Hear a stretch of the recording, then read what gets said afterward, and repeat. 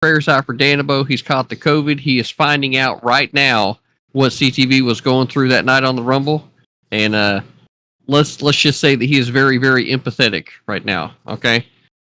That all being said, big shout out to Danabo again, because I just really love that guy. He's just great. I feel like we've got a good cast of characters here tonight. I know there's a couple of them for sure that can go high energy if they need to, but we're going to try to let the rest of the room play together, because the idea here, folks, is to get to the Hippy Dippy main show, right? That's why we're all here. This gives you a chance to exercise your mental, physical, and linguistic chops when it comes to memery, right? This is why it's important not to take anything that happens on the panel serious. This is why it's important to understand that what the energy in the room is. It's important to understand how you are playing off of the other people in the room to help create a much bigger show that ultimately ends up bringing more people to the Twitch platform so that all of our audiences can continue to increase. That's why we're here, and this is why we're doing this. This is why, not taking anything serious here. And if you had issues with somebody after the fact, you take that to private DMs and you talk about it, right? Because we're about community and we're trying to help create this content. That all said, I'm happy to have everybody here tonight, including Joe, who... Wow, dude, what happened to your lights, bro? I'm trying to figure that out right now. Okay. But we got everybody here tonight. I got to feel like this is going to be a good one. Danabo's sure to come up with some good topics, Geek. And I'm just excited, bro. I'm excited. Hell yeah, same. And with that being said, we're going to start with a quick round of intro. Tell people who you are, where they can find you, and everything. So, yeah, let's start with Tiberius. Oh, of course. All right. Hello, everyone. My name is Tiberius. I am basically the nerd extraordinaire. I like to talk about all the very specific, detailed things, such as what was in the infrastructure bill and the major infrastructure projects that are coming along with that. I did videos on like the I-11 project and the I-69 project. And if you're interested in that kind of thing, I might be the house for you. I also am an absolute nerd when it comes to sci-fi. And so I just did a massive review on William T. Riker, commander aboard the USS Enterprise in Star Trek The Next Generation. And so if that sounds like your cup of tea, come check out my channel, whether it is on YouTube or Twitch, and let's get started. Thanks for having me, guys. Make it so number one. No Justice, how are you doing? Yeah, I'm doing very, very well. Thanks. How's everyone else doing? You all doing okay? Yeah. Yeah, so my name's No Justice. You can find me at NoJusticeMTG on all the socials. I'm a leftist Marxist.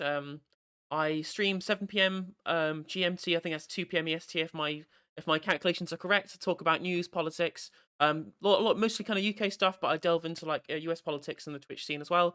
So if that is your interest to you, feel free to check it out. Hell yeah. Listen, it wouldn't be a hippy dippy show if I didn't butcher someone's name. So I'm going to try it. Xavier. Perfect. You did it.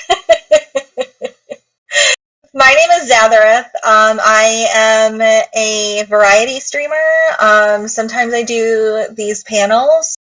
Sometimes I do video games. So it's a mixed bag. I'm a lefty, so if that's your jam, come hang out. Yeah. Geek, what's my name again?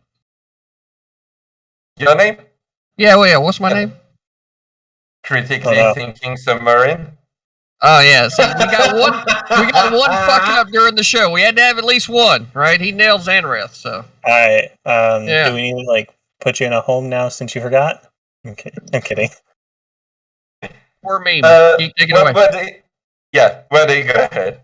Yeah, hi, my name's Wordy. I'm Talk Wordy to me on Discord. I just woke up from a nap. I'm a libertarian socialist. I'm an and my brain and calm in my heart. I talk politics. I learned dumb philosophy because my girlfriend makes me, and I ultimately want to debate, and I'm here to try and get on the hippy dippy talk education today. I hope it's a fun conversation. Wait, girlfriend? This is a new development. Why was I not informed? Are you distracted from the show? The introductory statements. Because I'm like My goodness, Tiberius. I know, I'm terrible. Terrible. All right. Magdadish Rub, how are you doing? Oh, I'm doing fine. The best thing I can say is that Tim knows me a bit, and I'm a dad. I've got 4 kids from 9 to 21. I have been a very progressive Democrat in my early days. I had a chance to meet, some stalwarts of the Democratic Party when I was young. I ended up becoming a centrist Republican. I guess you could say that I'm kind of like hanging out with a Mitt Romney. And I work a day job, and I'm not a boomer. I'm 10 years too young for that, but I'm just kind of your normal up the middle of the runway kind of guy. And I'm happy to join, and I don't know. I guess I'll just be the mainstream guy, for the conversation. But I'm very open to different opinions, and I'm not here to push anybody. Is anybody else internet kicking around him? Yeah. Yep. You're lagging a little bit. I assume he's on a cell phone because of the way his camera's oriented. Yeah. Yeah, the cell phone with 8 Discord calls. Yeah, I've got an S21. Yeah. It's not that it doesn't have the processing power, but Can they you hear usually overheat. Yeah, like I can hear you, but you're breaking in and out. Yeah. Oh, I'm sorry. If Yeah, it yeah. happens, we might go without webcam or find another way, but yeah. Somebody else to fill in, I might be able to find somebody. We'll see if it comes to that. Joe, Yeah. how are you doing? Yeah, I'm doing all right. Can you hear me okay? Yeah, Good. perfect. Yeah, I pulled my volume down a little bit so it's a bit less loud. But yeah, I'm Joe Lewis. Don't follow me, follow these other people. Yeah. That's all I got. Follow these people. I'm just here to fight. So but I'm glad to be here either way. Yeah, thank you for joining us. And last but not least, probably Tim. Sorry. Yeah, Yes. probably Tim. Probably Tim. You can find me on twitch.tv/bluepolitics. We're proudly ranked by Twitch stats as the 69th largest or whatever. I don't know what it is, but we're ranked 69th for political Twitch stream. Also find us on discord.gg/bluepolitics. It's one of the largest political servers, 30,000 something members. Our Twitch channel, it's co-hosted by myself and Truly False. We're 2 U.S. military veterans. I'm a moderate Republican. He's a moderate Democrat. Kind of, yeah, a little bit of both sides, but mostly moderates. All right. And the true. Can you guys hear me better now? I was able to connect to my Wi-Fi. Yeah. A It little works bit. fine. Okay. And 5G the true last but not least, CTV. I am critically thinking veteran, the people's champion, right here in Twitch politics, the #1 conservative on the platform, and in fact, the conservative main boss anywhere. That said, I'm happy to have everybody here tonight. We're going to have a great conversation. You can find me at twitch.tv/critically thinking veteran. And I usually talk about, more of my life stuff. Whenever people come over to my stream, sometimes they expect to, get the debate bro, get the guy they see on the panels, but that's not who they find at all. Who they find is the guy making his way through fucking life with me, my wife, my 5 fucking dogs, my cat, my pickup truck, and the 2019 Ford Mustang GT Premium convertible that is on its way down right now as we speak from Ohio. Right? I fucking love the fact that we're jumping from the EcoBoost that had 310 horsepower to the GT with 460, and it's going to earn the name Wolfstang. You'll be able to see more content around that on my YouTube, because as we get GoPro cameras, we're going to be mounted to it and making our way through the mountains of North Carolina at speeds that would frankly make any woman in the passenger seat excited. And my wife laughed, so winner there. Who doesn't like a nice breathy V8? So that's me. Yes, that's what I do. And And I love doing these panel shows, and I love the impact that I've been having here in the Twitch politics community, making the space a lot less toxic than what it was when I first got here. And I'll still be doing the exact same thing that I've been doing here this last year. And I love how the space is starting to grow, not just horizontally, but vertically, right? And it's great for everybody involved. Quick point of order. You're trying to make this place less toxic? I'm just picking on you, bud. But real quick, did I forget anyone? I don't think I did, but just want to make sure. Okay, no one is raising their hand. Perfect. Well, All right, let's go over the rules. Not the problem. You can't see Casper, so. Yeah. Let's go over the rule real quick.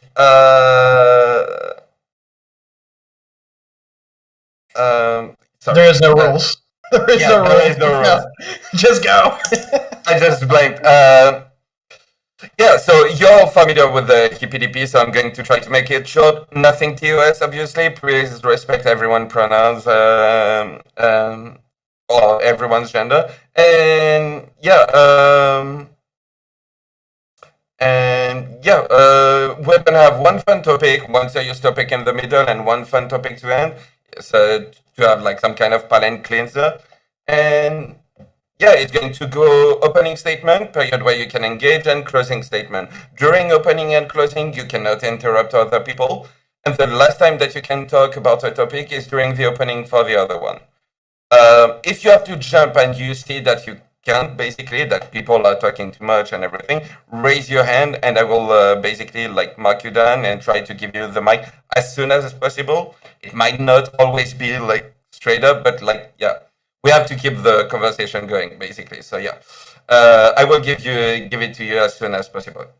Try to keep this as a last resort. And with that being said, don't forget to have fun. All right, let's jump into the first topic, which is basically like, long story short, red pill versus blue pill. So let's say that you have a machine that. Let's say that you could go in the Matrix, basically. You can go in this place, you don't know that you went there, like you have no memories of before when you were not connected. You live there, all of your experience, or like most of your experience will be happy. And yeah, you don't know, like for you, it's real. Like it tastes real, it feels real and everything. Would you do it? Would you take the blue pill or the red pill? And we're going to start by Joe. I don't know the meme. I just want to live. So whatever conditions make sure that I'm chilling, then I'm with that. I'm very, very I don't know what the word is. I guess it's. Have you not seen The Matrix? I've seen The Matrix, but I don't remember which pill is which. Okay, well, okay, that's fine. That's fine.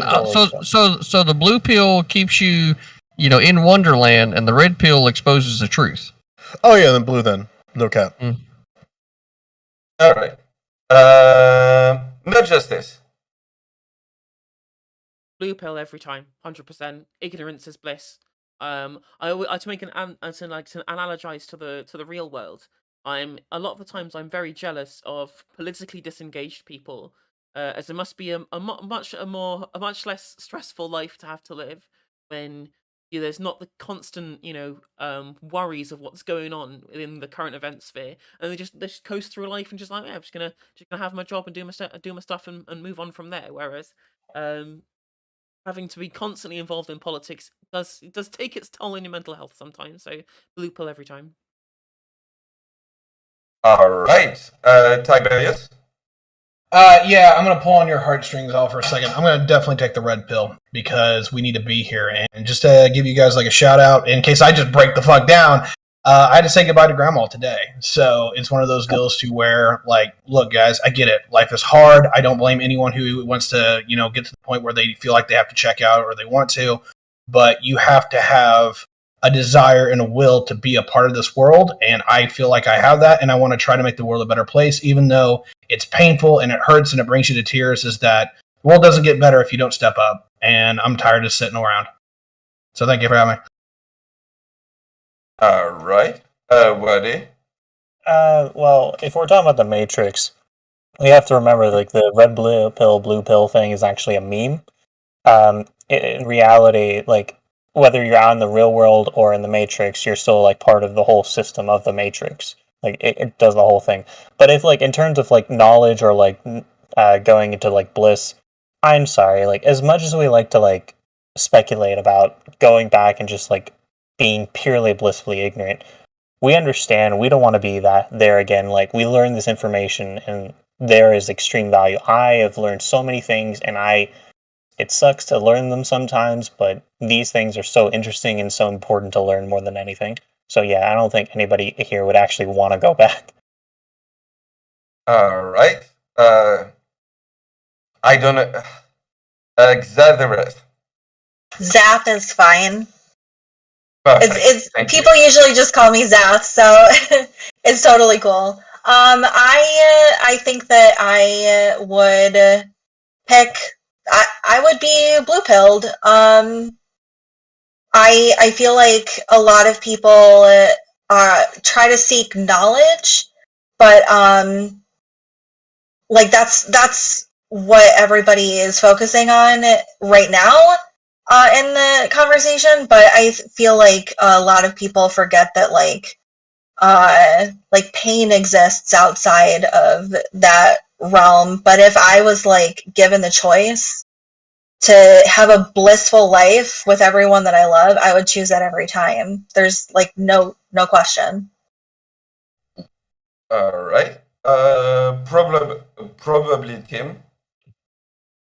Hope that name doesn't become a tongue twister for anyone. But yeah, so I would definitely take the red pill.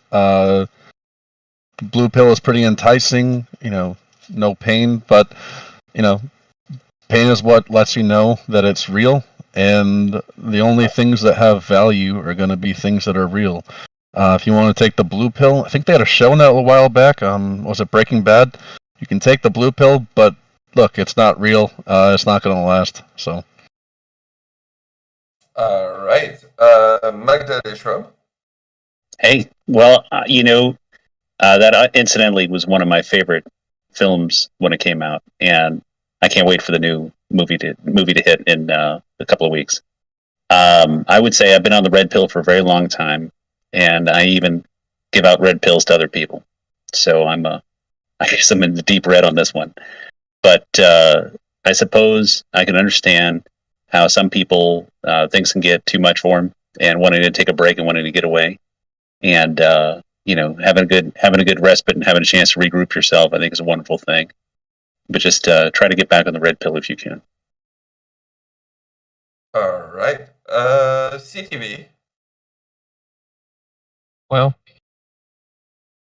I think it's important that we discuss what the blue and the red pill mean. The blue pill keeps you enslaved to the system. You'll still feel pain. You'll still feel everything that the system is designed for you to be able to feel. You'll participate, right, with people in the same types of relationships that you have for a long time. The difference here is who's controlling your body. And this is where, philosophically, it becomes hard for me, for anybody that's on the left, to even consider taking the blue pill, considering that a large portion of the arguments that I see from the left have to do with bodily autonomy, right? So why would you not want to control your own body and to have full control of your own bodily autonomy? And the same thing goes on the right, too, especially when it comes to mask mandates. I feel like that any human being that does not wish to be enslaved and have a master, which in this case the Matrix would in fact be, it's incumbent on anyone who's a free-thinking individual to take a red pill and then become a part of the collective to fight back against this master, which just only dominates your life and only allow you to feel the things that they wished for you to feel, rather than you being able to feel and experience life in the manner in which human beings were initially created to do without a master. And with that, I'll turn the floor back over. All right. Real quick, did I forget anyone? Perfect. You can engage. The floor. All right. So if we're going with the thinly veiled metaphor for the left and right, or the Republicans and Democrats, Like, that's something I'll say in a minute, but just remember, in the movie, specifically, Neo realizes that literally it's a lie. Like, you think you're taking the red pill, you think you're, like, gaining freedom. You're not. Like, literally, like, the incarnation that Neo is in there is, like, the sixth incarnation of the Matrix. It repeats itself. So, like, this whole idea that you're escaping the system, you're really not. So, like, in terms of the movie, in terms of, like, the Democrats and Republicans. No, it's not absolutely. true. No, it's not Absolutely. true, right? The point here was that there were so many different levels to the Matrix that every time that the civilization had gotten to a certain point, the Matrix itself, did what would naturally need to happen if you're trying to control your battery source, which is reduce the number of population of people that had escaped the Matrix and allow that to continue to rebuild and rebuild and rebuild. That way you can continue, because you're going to have people that reject the system regardless, which is entirely what the architect's argument was. Right? And that's how that there was a natural conclusion to Neo being the culmination of the rest of the code that got put together to form the one. Right? No, but the issue that comes is whenever you hear the conversation with the architect, he specifically mentions like it's the sixth incarnation. We've gone through this before. Right.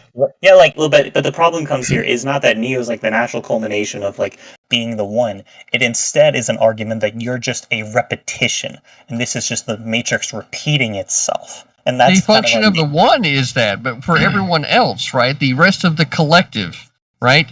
It's not that they're not recreated every time. It's different people that have formed the collective behind the one as the one comes to fulfill the prophecy, right? Well, Real yeah. quick, Well, it might be better to talk about the political things that you raised. wait. Sorry. One rule I forgot to precise. Super important rule. When I speak, it's to moderate. I'm not here to chime in or give my opinion. I will strictly moderate. I just wanted to precise one thing. I phrased it into red pill versus blue pill because it's I think an analogy that everyone gets, but the main topic was more about if you could choose ignorance, we're kind of laying out we're just laying out the platform, kind of building the foundation of it. We got an hour, geek. Yeah, so if to specifically say, the problem that comes is in terms of Neo, when you hear the conversation, it's not just these people who are rejecting. It instead is kind of like the Matrix allowing this just so it can manage the population better. True, that's what I said. Yeah, but that's the whole argument that I'm making is we're just stuck in the Matrix again. We may not be in the specific computer Matrix, but the Matrix as the system, is the entire you mean overarching society? narrative. Well, the fact of the matter is that being able to escape outside of the actual system of control through the fucking all the shit they stick in your body, right? And you're locked in this little fucking glow tube or whatever you want to call it, right? You actually have freedom in the world that is the aftermath of the rise of AI, right? And if you're ever going to get there's two things that would need to happen in order to be able to get outside of that. One, the climate on the planet itself would need to change in order to better foster human life on the surface, right? And then two, you'd have to be able to have enough population to be able to start to rebuild civilization in such a way to where it starts moving from that point. So that's where the books didn't really go in, or the movies didn't go into how global the Matrix network was. So I can only assume that maybe it's localized to this particular area, considering loss of they darkened the skies with nuclear weapons. But you're outside of the Matrix's actual control, and the only thing that's controlling you then is just simply the environment of the aftermath of the rise of the machines, if you will. I want to parse it. I want to parse this out for just a second. No, that's fine, Wordy, because I'm going to split the difference here. What CTV is going with is the point of movie one, and that is, will you take the lie over the reality? And that's more what the question is, and I'm going to take the reality, even if the reality fucking sucks. On the other side of that, what Wordy's going at is actually the point of movie 3, and if you guys have watched Loki recently, is the point of that series as well. What if reality is so fucked up, you would rather prefer the illusion anyway, because you're stuck in an infinite loop that is literally 99.9% of existence has to suffer for 0.1% of to thrive in any way, shape, or form. And that's actually the entire point of Revolutions and Loki, of those two series, is that when you have that choice, when you look at it on the grand scheme of things, and that is the sacrifices that you have to make, is the reality worth accepting. And it's a really nice way to square that circle or to finish the loop in the regards that what happens if the choice you made was wrong. Well, I found what CTV mentioned about mask mandates to be, very salient. Is mask mandates the government trying to put you into the matrix, trying to shove a blue pill on you? Okay. And I mean, personally, I'm conflicted on this because I both agree that people should have freedom to choose whether they want to have a mask or not. However, as someone who works in the medical industry, I just, I sometimes have disagreements with my Republican brethren because I think anyone who's informed would say, yes, absolutely, I should get vaccinated, I should have the mask, I should prevent myself from getting sick, even though the odds are low, we're talking like 0.3%, and you could roll the dice all afternoon and not hit that. It makes a difference. And, if we were working in a town that had Ebola, would you drink the water? I think I'd be bringing bottled water. I just would. And so I think it was a neat crossover there. And I love politics. I think that was an interesting topic for discussion. The frustration for me that comes with in terms of these narratives of being in the mass mandates, the frustration for me is when you make the whole argument of being in the matrix and everything, the best analogy is just we've seen the politicization of these issues, wearing masks and everything, and how people are explicitly against it. In normal circumstances, if there wasn't a significant illness around, then mass mandates, whatever. But because of how infectious and how quickly COVID spreads, that represents a big issue. And if a significant portion of your population is just refusing, and it's just okay, well, what do we do? Do we just let people die, or do we say, hey, you need to wear a mask? And that's the kind of the question that has to play into there. And the frustration I have with this whole entire movement against COVID, the vaccine, and all that stuff is the specific. It's they've not even taken any red pill. They've just been the whole argument is they've been blue pilled into stupidity, and that's the frustration more than anything. Is when you talk about taking the red pill, and every belief that you take kind of descends from there. It's literally just you're just falling into conspiracy, and you're not actually engaging in free thought.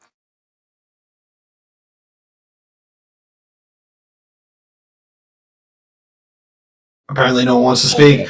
Okay, I can do this, but the problem is, I hate both sides of this coin. I really do. Yeah, I'm just wondering if everybody thinks I'm supposed to carry this motherfucker. I mean, no, okay, I'll fucking do this. I hate both sides of this argument because I think this shows people's fucking hubris, and it drives me insane. I'll pick on the left first because they're on the other side, and then I'll bring this full circle. The left has it in the regard that they consider the term woke, right? And it started by the left. And the reason why they took that term is that it was akin to enlightenment, is that they had awoken to a realization that was greater than themselves. The right largely is more of a religious tone, and they refer to themselves more as the workers and the children of God, if you will. And that they believe that they're right because they had the divine mandate or what have you. Guys, you're not right. I'm on the right. Okay, I'm on the right side, but it's not because I think that the right has everything correct or that they do everything in the better way. It's that I picked a side. They have flaws. They have realizations that don't go full circle for me. And so I hate these conversations because everyone thinks that they always got the right thing. I'm flawed. I have mistakes. I do the wrong things from time to time. You know what? I goof up from time to time. My team is going to do the same thing. All right, so if you take a blue pill, raise your hand. I believe Joe said he'd take a blue pill, right? Zan, Justice. Okay, so you three individuals would love to take a blue pill and remain ignorant. Wordy, you're on the blue pill. You're on the red pill team. I'm on the red pill, not the Republican team. Okay. Yeah, I'm just blue-red pill is what we're talking about. Follow the conversation. That way, I ain't got to throw you another steel cage. You know what I'm saying? Now, so we got Joe, Justice, and Zan, right, with the blue pills. I can empathize with your position, but the fact of the matter is that if you choose the blue pill, that means you are definitely okay with having a master of your life. That right there is the fact of the matter. That's what the Matrix serves in this analogy: is a master over your life. They allow you only to. I mean, I've been given the choice, right? You get given the choice of the red pill or the blue pill, and at that point I have consented with which to do so. If the blue, And at that point, if I've yeah. consented under the full knowledge that the existence I will have will be ignorant but blissful, then that's my choice to make. It's not like I'm being given. It's not like I'm not going into it not knowing what it's going to be. I mean, in the same way that there are plenty of things that you are going to enter fact into of the- willingly, despite the fact that you know that someone else is going to have complete control over it. For example, going into a workplace and selling your labor in that regard, you understand that the person at the top of that hierarchy is going to have complete control over what you can and can't do in that situation. It's the same kind of deal. But this is the difference here, right? Before you get the choice to be able to take the red or the blue pill, you've been in the blue pill world this whole time, right? And then you start to understand that there is a choice to be made. Do you want to have a master over your life or not? And that right there is how you empathize completely with the moment in which you choose the red or blue pill, is that you have to know that you've been locked in this system this whole time. And if you have no problem with you having a master over your life without you knowing who the master is, what it is, everything that they're doing, how much control they actually have over you, by all means, take the blue pill. But if there's a inkling, right, of a part of you that says, you know what, I don't like somebody, I want to be the master of my own destiny, right? Then that's where the red pill comes in. And you know what? If you choose the blue pill, now this is where we have the luxury of being able to see this from the outside perspective looking in, because we're analyzing the situation, right? So now that you understand both sides of it, I feel like if you still choose to take the blue pill, then you are definitely okay with having a master over you in all facets of your life. And there's an argument to be made about having like a submissive personality, which is completely great, actually. At least you know where you are. You know what I mean? See, I got a question for you. Okay. So, can I do this? Yeah. Go for it. Yeah, I mean, okay, it's yeah, open. no, I'm I got a just question trying for to you. fill in No. space, make No, words, no, make people you're good. smile. No, you're good, dude. So I want to meta ethics this a little bit with you, because while I usually agree that like a person needs to have like the individual confidence to go out in the world and make the changes, because if you're not going to do that, you might as well be dead in some regards. But anyway, where I'm going to go with this is there not, in a basic reality, we always have a master to serve. You got your work, you got your boss at work, you got the desires and needs of others, a spouse, children, all that. You always are, at least to some degree, at the service of somebody else. Would you agree with this at all? No, I would agree that there are things that you're doing for other people. How they are viewed have specifically to do with how you walk through life and how you approach the situations, right? Because there are a lot of things that I'm responsible for that I have to take care of because I've made choices to take care of those things. And that right there is inherently the difference, right? So like Tiberius, I have chosen to have you as a friend, right? That's why I call you from time to time. That's why I send you text messages, hey, how you doing, right? I've taken on that responsibility. Is me doing that somehow making me a slave to you? Well, no, right? It shows empathy. It shows, a responsibility that I've taken on of fostering that friendship. And that is inherently where I would point out the difference. Oh, yeah. I don't absolutely. I don't like the way that most people are phrasing like the master relationships here, because it's been broadened from Sierra T was talking about like a slave master relationship. People are broadening that out to like, oh, you have a boss. That's not, even the boss is not a master relationship, right? It's a mutually beneficial. 1 second, man. It's a mutually beneficial exchange, right? So if I go ahead and I have a Pokemon card and you want the Pokemon card and I sell it to you, okay, that's a mutually beneficial exchange. If you have a workshop and you need some help, and you know what, you value my labor more than I value. I value the money you offer me more than my labor, and vice versa. Then that's not a master relationship. That's just a mutually beneficial exchange. That's not. Wait. Hold up. Zach, go ahead. That's not the same thing. If you're working for someone, do you get to make the rules, or does your boss get to make the rules? You have to follow those rules. Yeah, they get to make the rules there, but I mean, if you guys want to constrain this to where there's only one option, sure, for a hypothetical, you can do that. But I'm talking about reality here. You don't have one choice of where to work. If your boss makes a rule that you don't like, you can say, okay, well, I'm going to look elsewhere for another job, and I'm going to leave here. Right, but that's still the disparity in the relationship. Like if if I'm submissive in a relationship and I don't like that relationship, I can leave and get another relationship like that. You know what I'm saying? Sure. There's still a disparity there. I don't think the disparity really matters because it goes both ways, right? There are workers who have, workers have, certain things they want, and if the boss doesn't budge, this is something that happens all the time. I mean, this goes back to like Henry Ford talked about, like everyone talks about, what was it? It was $5 a day. Back when that meant a lot. $5 a day. Why did they do that? Because there was a lot of turnover, and people were like, "Yeah, I'm going to leave for this other job," right? And so to prevent people from leaving, because it is a mutually, like, there's two sides going on here. It's not just one way. He raised wages, right? This is something that goes both ways. If you say like, "Hey, dude, this is a bullshit rule. You know what? If you keep doing this, I'm going to leave," then okay. If you leaving is that much of an imposition, then your boss will actually, make some changes.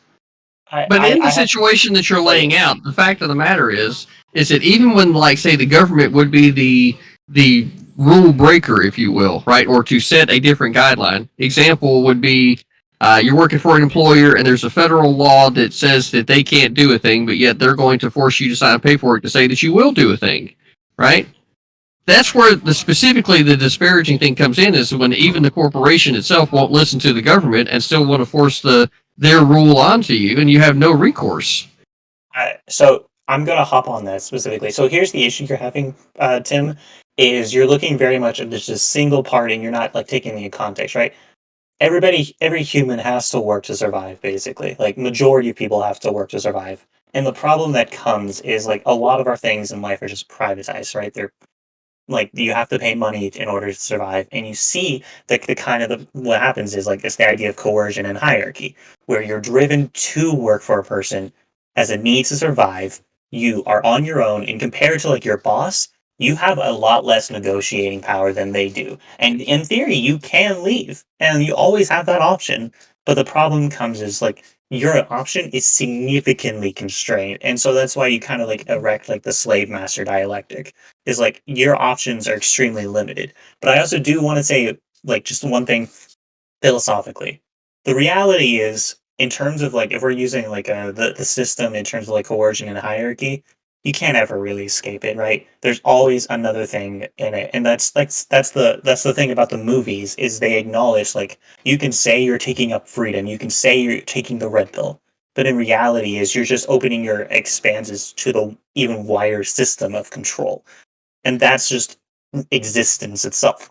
You have Okay. to eat to survive. You have to drink to survive. You have to clothe yourself. The issue I have with this is that,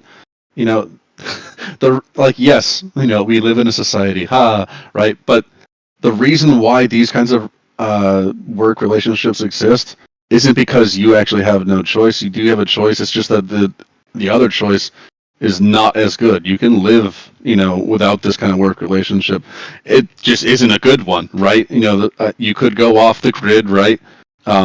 Sustain yourself, right? And if you don't have income, guess what? Like, a lot of people forget this. You don't need to pay taxes if you don't have income, right? If you're living off the grid, in some humble means, like, you don't owe taxes. You can get what you need to survive. But, that's pretty crummy, right? I could work for, even just based on that, I could instead work for $15 an hour doing some menial labor and live a much better life. So people do that, right? The idea that, like, oh, you have to work, like, yes, you have to work, right? I don't see why this is really relevant, or why this creates a master-slave relationship, right? It's Here's silly. the issue. Well, here's the issue: is you look at, like, if you could theoretically, like, run off to the woods, you don't know whose land you're going to be stepping on. You could be like a corporation owning the land. Or you could like step on somebody else's private property, and the issue is, like, your movement itself is extremely constrained, because, like, either the government's going to like regulate you in whatever behavior you're going to do. If you're like homeless, you're going to be like moved around and kicked around and everything by the cops or something. But if you're like deciding to like just fucking just run around, your ability to move around is very much constrained by how much access to resources you have. And so this is like this whole argument of like you can just like run into the woods, because in the reality is that's not a life really. And that's why you have Well, to do this other thing. No, it's just a shitty option, right? it's a possibility, Well- but it's a shitty option, so we just set it aside because it's a shitty option, right? It's This is not clearly, actually. like- It's not actually an option. You can't just run into the woods. Who the fuck owns that property? The government owns all of the land. So you can't just like fucking post up wherever you feel like it and be like, fuck everything. You have to like, Yeah. you still have to buy that property from the government. I had I mean, we live in a post-enclosure society anyway. Like, not all of the land is even owned by the government. Vast majority of vast swathes of the land, is owned by private interests. Right? You can't just go out and just use it willy nilly. You can't just have access to those resources by default. Right? You're still coerced by the bits of society in which have been privatized in that way, or which have ownership on with those demands. Like, you have to acquiesce at some point that level of coercion in the first place, which again comes back into the master-slave dialectic to start with. I don't know. I think it's literally, I from the get-go said it's a shitty option, right?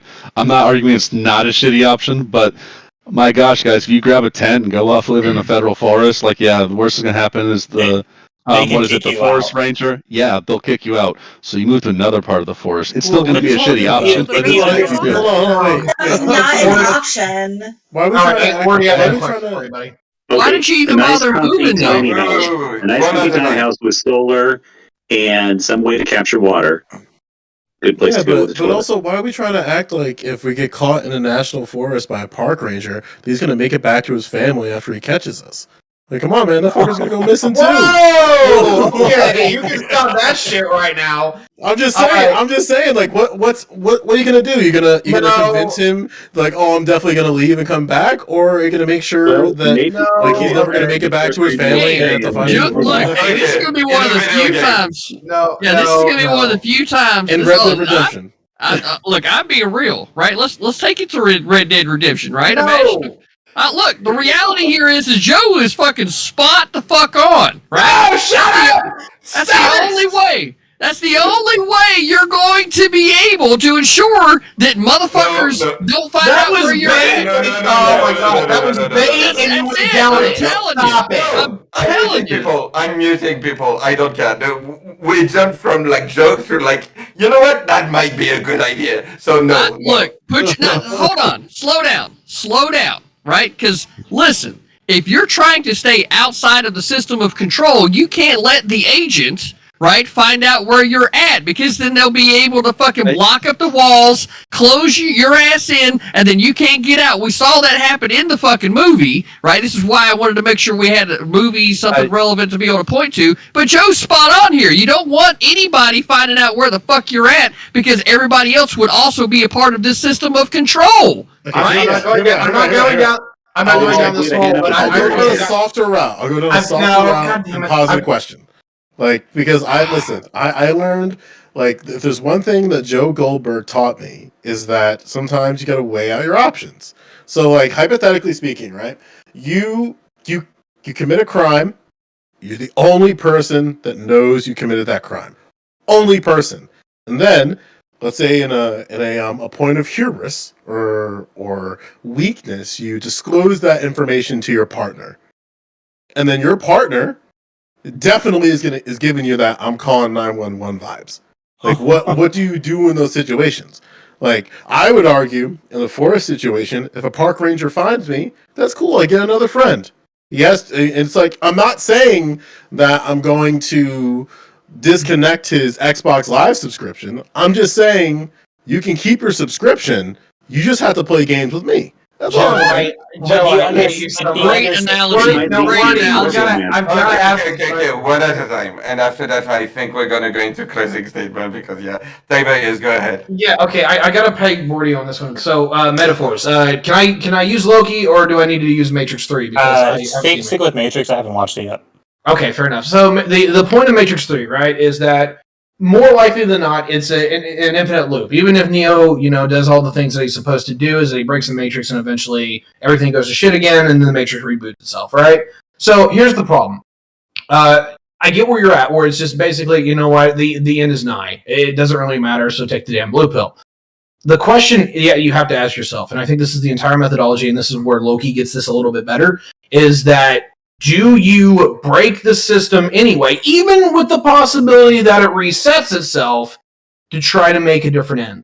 And that is the entire purpose of movie 3. Yeah. So like, I said take the red pill. Remember? So like, I think you should still take it anyways because you can understand the broader system and understand the issues within it, right? And then from there is like, even if you may like recreate the system, like you have like revolutions of the past, you have different systems come up and take their place, and you ultimately end up kind of a similar situation. You do still have a market change, but the system, you still have to understand you're just repeating the process. Like kind of like the doomerism a little bit is like you're stuck to it, but it's different in a way. And I think that's what matters more than anything. Freedom doesn't really exist, but instead changing the system to kind of confer more options instead of like freedom from a system. Yeah, but this is where like you have to get to outside of the system. Getting outside of the matrix meant going to Zion, right? So the question here is where is Zion? Because I mean, you've laid out a lot of great examples of how the government owns all the land. Is there land somewhere that the government doesn't own? If you buy your own lands, right? Do you actually get outside of that system? Do you at least gain some, a marginal amount of your freedom back on your own property? That's where the laws of the government actually matter. And that's why having a government that protects property rights, right, not only from other individuals, but also from the government itself becomes, pretty important. So it seems like that the United States is one of the best countries in the world when it comes to defending property rights and stuff. So I would argue that the United States' government does more to red pill, right, and get people to land ownership where they can actually have the kind of freedom that, can be had in this system because the world is global and the only way that you get to that level of freedom is with government help. You've got to have something happening, but that's the only way you get there. Unless, of course, you're living out on a ship and unless you're on some type of like ship out in international waters, you know what I mean? Well, is the issue, CCV, is like for you to have property rights, is it contingent upon the ability of the state to enforce those property rights? Or yourself. Well, potentially, but if enough people are trying to like take over your property, you can't effectively defend it without the state like intervening. And here's the thing: is like whatever freedom you may have is still like depending upon them. So you're just repeating it again. And like we look at like the third movie of The Matrix, right? At the very end, when Neo connects in again, and you see he's in the real world and he sees the code, and like the whole metaphor is it just repeats itself. It's again and it's again and it's again. You don't ever escape it. You instead affect it, and that's just kind of the whole like movies themselves. And with that being said, we're going to go into closing statement for this topic. Try to make it short. We're already delayed. My fault on that. But let's start with Tiberius. Oh, of course. Stop going after me first, damn it. No, I'm kidding. So I think I laid out my points pretty clearly, is that even if the fight is uphill, it's worth having the fight, because if there is any inclination in your mind that reality is not, like, it's going to eat at your soul, and it will eventually poison you and make it all worth nothing. So yeah, I'm definitely going to go with the red pill, is that even if life sucks, but you have the ability to try to make it better, definitely go with that choice. All right. Joe. Yeah, I'm very disappointed. I don't know why you guys push back so hard on my park statement. It seemed like a very simple thing. Like, don't you want friends if you're going to live off the grid? Like, that seems like a very simple thing. I just have ethics questions. Like, I don't necessarily think that if somebody offered me both pills, that both pills are actually the best representation of what they're offering. Like, I could see a situation where the red pill is just a manifestation of what the real world is, but still in a social, like a socially constructed situation. So basically, it's the same thing as taking the blue pill, but now you just get to see what's on the outside. And then the change that you're affecting is just really the change that you're allowed to be affecting. So I kind of have some like ethics questions there. I was trying to see where I could fit that question in, but it didn't make it. Because I'm not necessarily convinced if somebody offered me a red pill and a blue pill that the red pill actually was real in the first place. All right. Sorry, give me a sec. I'm going to throw to Tim. So yeah, I'm not sure we really got much into the red pill, blue pill. We seem to jump to other stuff as far as I'm seeing it. But yeah, like I still think you should go for the red pill because it's what's real. The only whatever the purpose is in life, it's whatever gives you meaning. And if it's not real, it has no real meaning, right? So yeah, red pill. All right, Zach. Blue pill all day, every day. I would love to spend a lifetime happy with the people that I love. And I mean, if that was what was waiting for me on the other side was like end of the world apocalyptic shit, I pass. All right. Wordy. Yeah.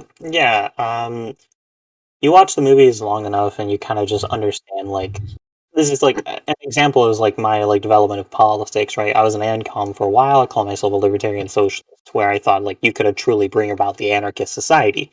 And at the end of the day, you understand this is an ideal. It's not an ideal not worth pursuing because at the end of the day, things don't have like real meaning unless we give them meaning. And so I choose to give meaning to like helping others and like understanding the world around me so I can better affect change. And that at the end of the day, even if I may be constrained by whatever things I live in, at the end of the day, it's trying to help people. And I think that's what matters more than anything is understanding and changing, even if we are stuck within it. All right. No justice. Yeah, I don't see anything. I don't place any kind of edifying nature to the idea of struggle in general. I think that regardless of how noble it might be to want to engage in that struggle, and I do agree once you are well aware of what that struggle would entail, it should be something that you should engage with. But to be able to live outside of that, I feel like there is a lot of utility to just the personal level of happiness, which I think is in general what most people actually want to live, be happy rather than to. I don't see any. I don't feel like I have any kind of axiomatic belief in seeking meaning. For example, so yeah, I'm still blue pill. All right. Magda Dishrub. Well, I think if you're very concerned with the form of government that might be in place, if you take the red pill and you like the government you're in with the blue pill, that you should take the red pill, cut it in half, and drain it down the toilet. But if you're ready for a change and you're going to rock it and you're going to get your homestead, you should definitely suck up that red pill. All right. Who did I forget? Shotgun that pill. All right. CTV, take it away. As we're adding some VIPs to the Wolf's Den over here. One of them being Dario. You might know that guy? I don't know that guy either. Yeah, I debated him on the infrared showdown. Yeah, so Dario's we had to ask the 8-ball, of course, whether or not he should be, and the 8-ball said yes, and SOV_Thor both just got added as VIPs. You know why? Because they took the red pill, right? Has to be. They took the red pill, right? They don't want, to be tyrannically controlled over their lives. They want to have as much freedom as they possibly can in this world. There's always going to be limited resources. There's always, be it time, food, energy, etc.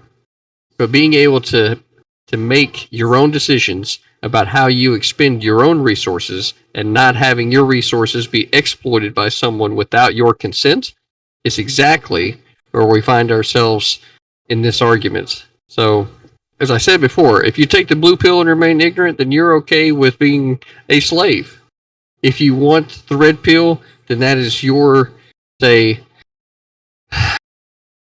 stepping stone to controlling your life. And while there can be submissiveness to this thing, the reality is that a submissive person can control their own life in every regard and make the choices to be submissive when they so wish.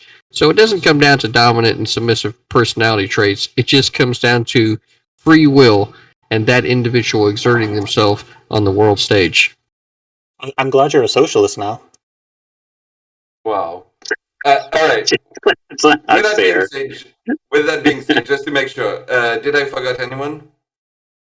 Perfect. He's still just salty Kelly- because he got Kelly fucked up in a Leduzian, steel cage. That's all it Sujay. is. Hey man, I gotta tease you anyways, you know. Monsieur, But Kelly, yeah. Kelly Leduzian Sujay. Yeah, we're going to get to it. Before going into the next topic, I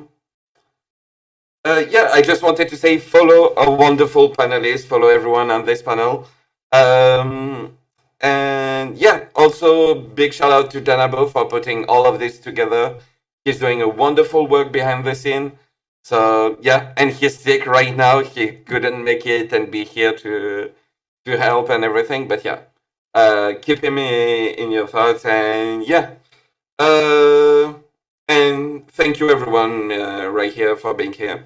And let's jump into the next topic, which is all right. Education.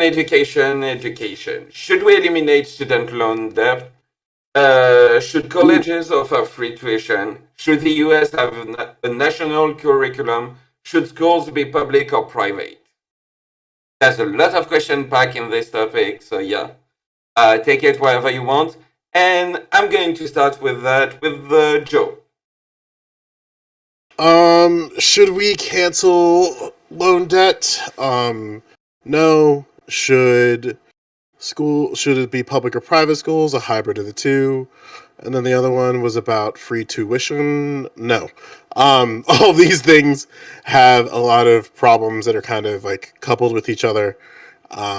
While I do agree that canceling student debt, in this case federal debt, would be a good thing, we would have to be very specific about what we are canceling and be very specific about what the argument is why we're canceling it. As far as tuition is concerned, you can't just cancel tuition in a vacuum because tuition is responsible for instruction, academic support, institutional support, the literal grounds of the institution, student aid, student services, and research and public service. So if we're trying to make one aspect of the college process free, then something else would have to supplement in that now thing, like that the cost is still going to exist. So like free tuition in a vacuum would make costs of other things unintentionally go up. And then finally, when it just comes to like public and private, both have their purposes and both have their functions.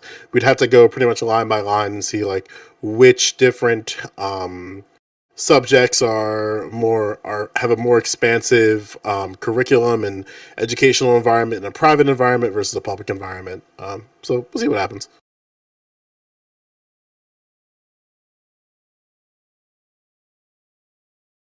That's all I got. And I'm muted. I'm going to throw to the justice. Okay, so lots to talk about on this issue. So first of all, with regard to should we abolish the student loan debt? Now, I don't think so. What I do think would be a good mediation in this particular instance, because obviously it's spiraled out of control. It's creating a lot of issues with regards to the state of new students post graduation in the US at this time. I think a fair thing to do is we cancel any student debt above, which is interest. So take away anything that has been paid as interest, so that if you've paid off your original loan amount taken, then you can cancel student loan debt. I think that's an easier way of being able to mediate between the two, because then you're not essentially you're not printing extra money, which is what that would be if you cancelled it, because then you essentially put money into the system which didn't exist before, right? So that is, that would cause inflation if you did. So that's why I think we would be able to find a mediation between the two extremes in that particular issue. With regards to should there be a national curriculum, I think that's probably left up to the states with regards to the US, because states' rights, etc. Pretty easy with regards to that.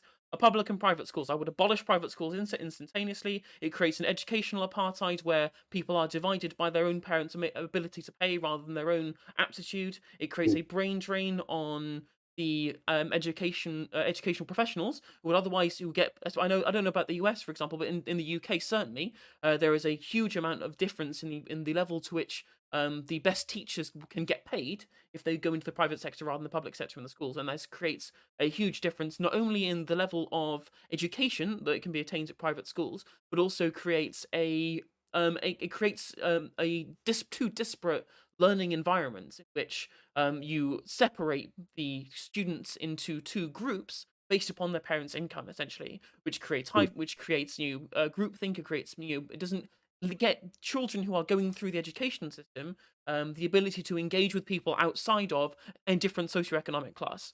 That's my argument for abolishing private schools. And the last one was, should there be free tuition? Now, there are countries, let's say if we look at Germany, look at Finland, look at Denmark, where tuition for university is free. It is entirely state paid for by the state, because again, what is education for? Education is for making sure not only do you have a productive population with regards to the economic system, but also having a knowledgeable population, so with regards to a generally more educated populace being a better one, for example.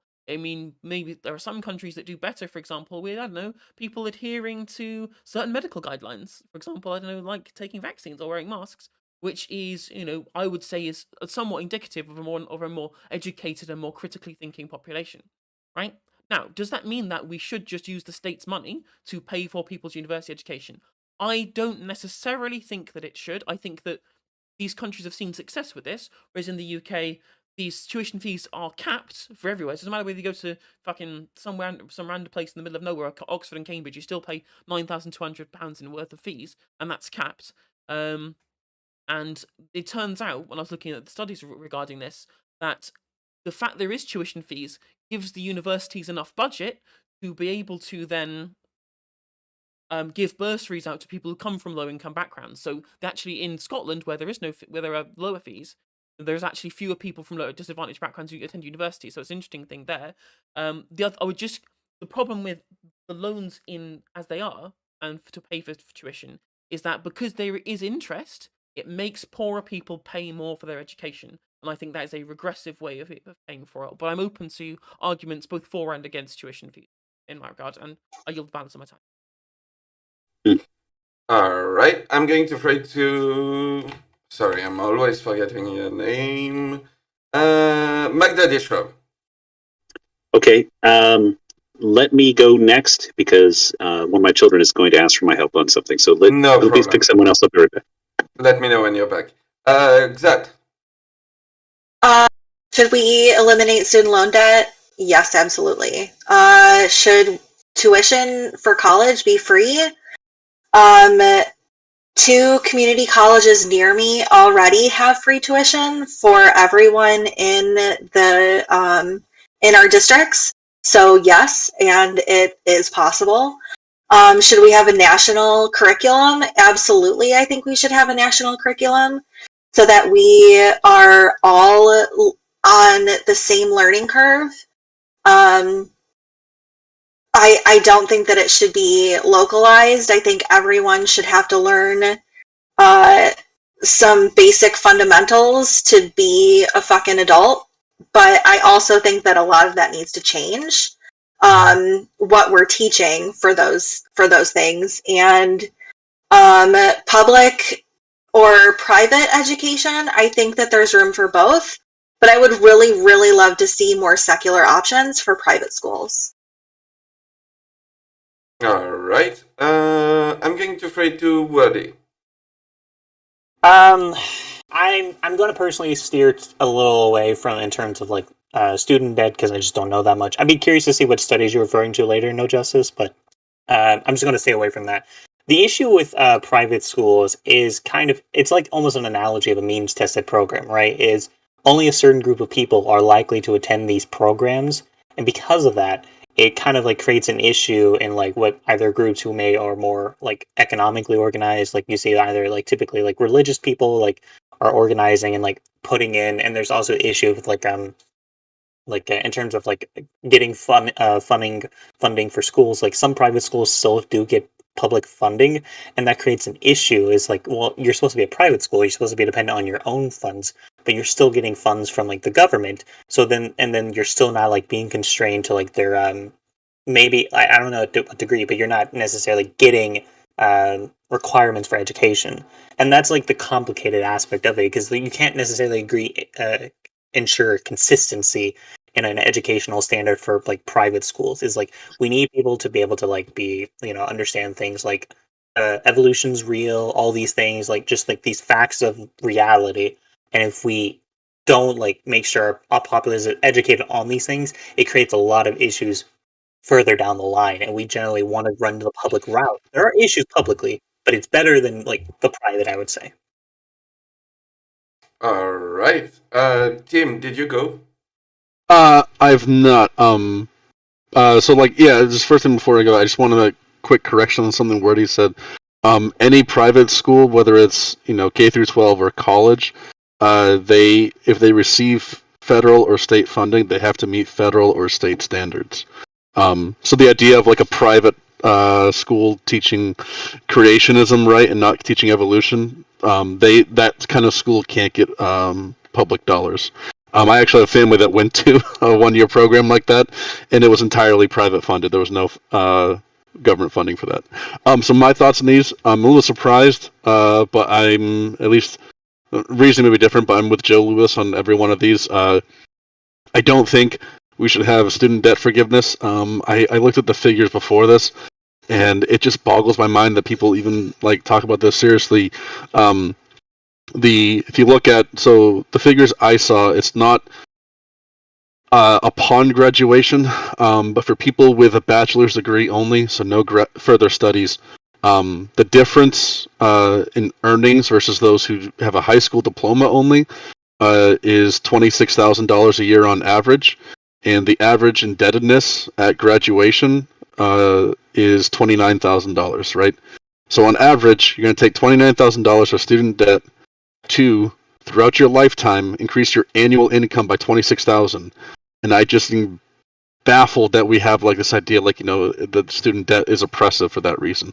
If someone has well above that, it's because of their own choices, right? If you decided to take a lot of debt to get whatever degree you're not finding any fruitful end in, either you have some horrible injury, in which case we have public programs to help with that, or you just you did something because you love it, which is fine, but we shouldn't be subsidizing you doing something expensive just because you love it.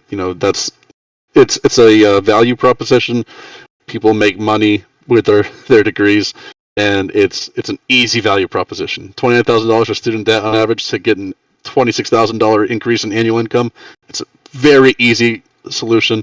Value proposition, and you don't need people to help out to make that even better. As far as public-private, I think the system we have now is perfectly fine.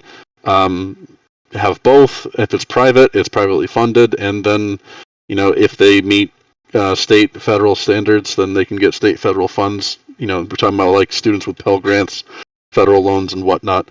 I think that's perfectly fine. I don't think there's a major issue with how it affects I hear this all the time, the idea that private schools are just for the rich. I went to a private high school and a private college, and I almost dirt fucking poor. It's not like that. It's just a myth. I don't know why so many people believe it. Just speaking of like the private college I went to, most people were like me. They grew up in below average households, like as far as income. They didn't grow up rich. And the private schools usually... Oh, okay. I'll close up there. Yeah. All right, perfect. Tiberius. Yeah, so I'll rapid fire these as quick as I can get through them real quick. Eliminating student loan, just no. Look, I get the benefits of that, but I think the last time I checked, it's $2 trillion to wipe that bastard out. I get why that's absolutely a problem, but you know what the rules were. I have my own student loans, and don't get me wrong, they're a bastard to pay for, but I took on that responsibility. I signed on the dotted line. I'm going to deal with that under my own prerogative. I'm going to do tuition and public versus private in one, or all in one. I think actually I'm going to go with the public, and the reason why is largely from what No Justice hit. I do think it does cause massive separations in educational outcomes. And I've seen it particularly within, not only within public-private separations, but even within public-public separations. We have got to get off the property tax standard. It's not working for people. You've got one neighborhood that is absolutely kicking ass and has a great school, but the neighborhood right next to it, because it's poor, is not even getting the bare basic funding, and the state is only going to give them certain amounts to largely not even the scales. The system is absolutely failing a lot of students that could really be lifted out of poverty. In fact, it's the ones that usually need to be lifted out of poverty. They're the ones that are not getting the education that they need. And then, should there be a national curriculum? Yes. I argue with my fellow conservatives on this one a lot, or my fellow right-wingers at least on this a lot, is that we need to be in the fight. We need to be there with Democrats to make a common core, a common staple for our education system. Yeah, you're probably going to have to give up creationism, but we're not going to get CRT in our fucking schools. So I'm 100% okay with making that trade. All right. I'm going to throw it to Magdalena. Thank you so much. I think education was something that I've been a little politically active on in the past, and I personally, as more of a fiscal conservative, I think that the student loan debt is a massive problem. It is going to create financial delay for an entire generation of people. The $2 trillion isn't going away. I think, number one, people should be able to declare bankruptcy, and that bankruptcy should be able to absolve you from student debt in the United States.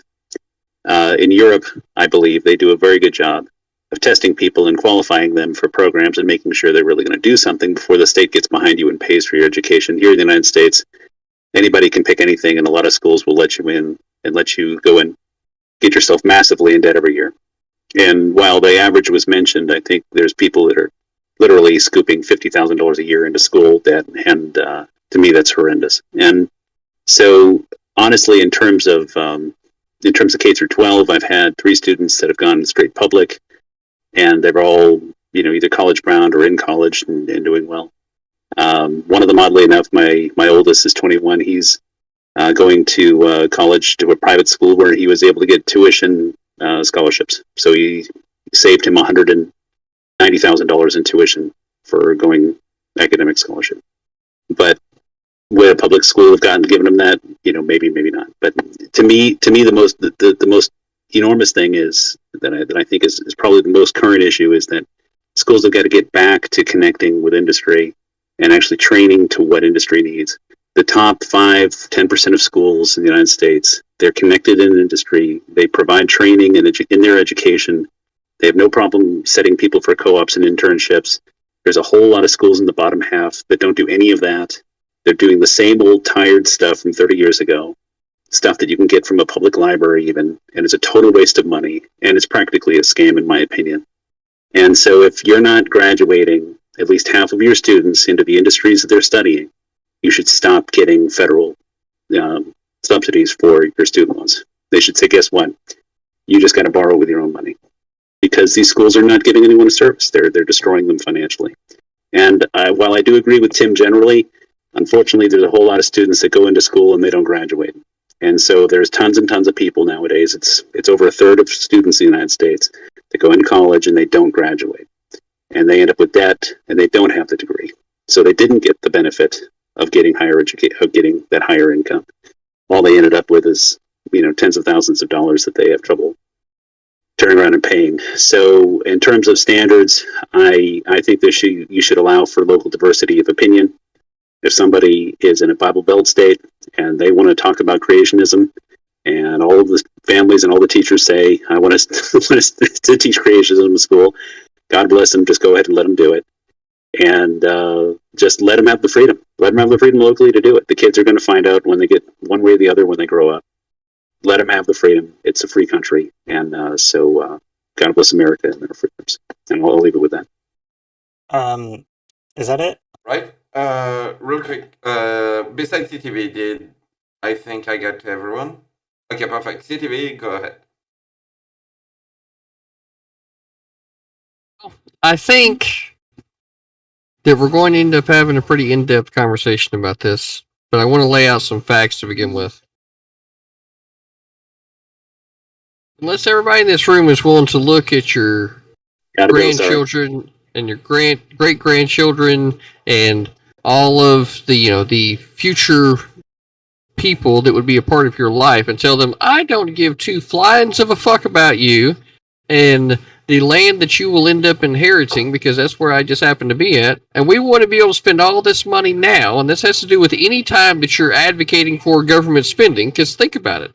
How is it that you're going to justify picking up because like the first question, should we eliminate student loan debt? Well, it doesn't get eliminated. All it does is gets moved, right? The debt's still there. It gets moved over to the taxpayers.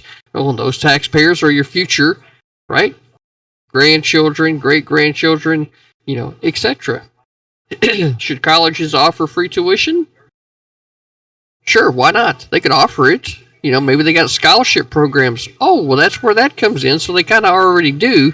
But, then we get to, should the U.S. have a national curriculum, right?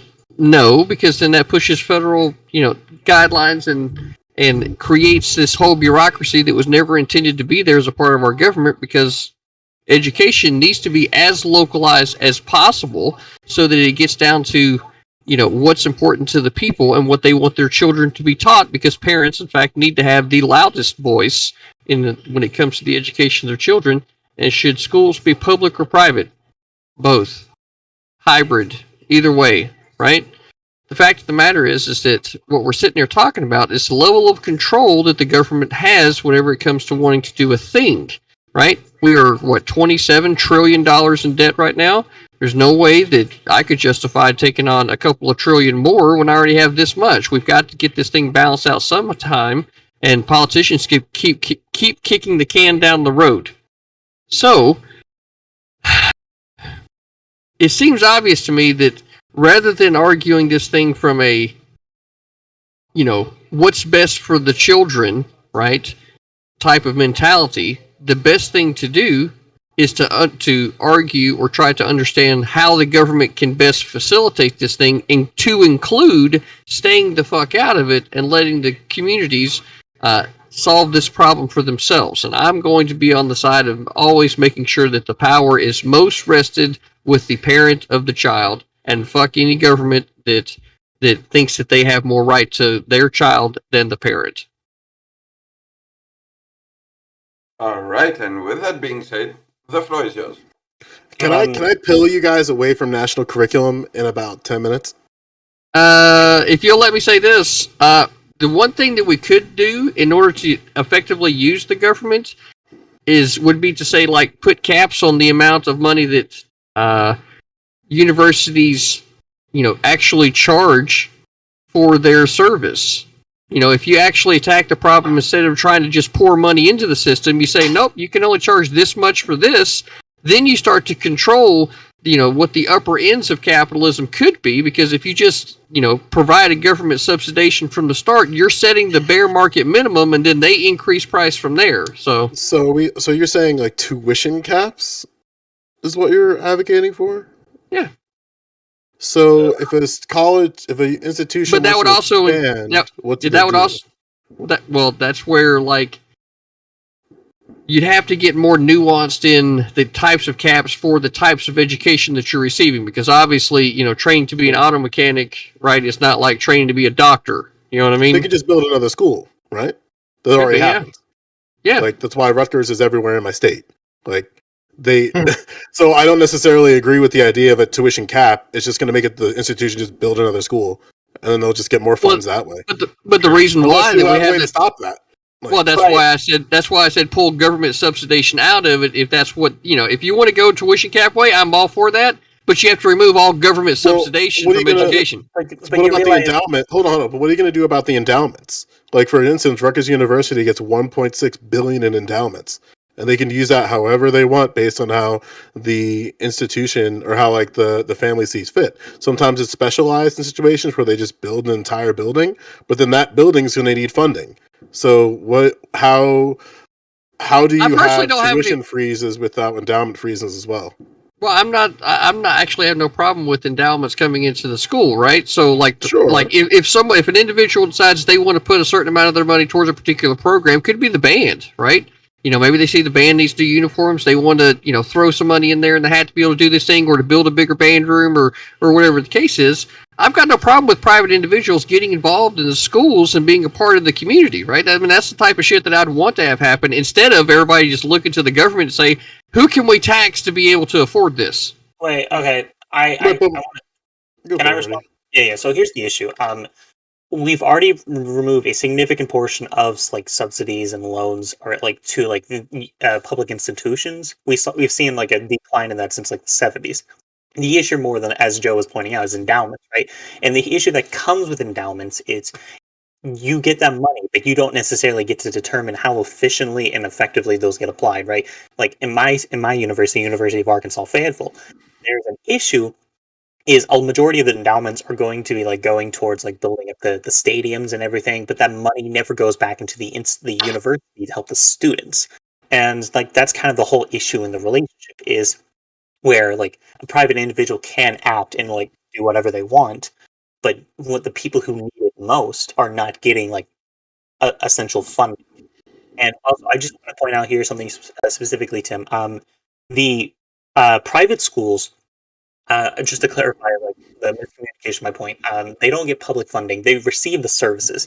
The service provider is the only one that has to like do certain standards. So private institutions can still receive help through public institutions, but they don't have to conform to any like federal standards. To get federal funding, they do, yeah. No. So this applies, No, for example, this receive- applies for federal student loans, anyone getting the Pell Grant and whatnot.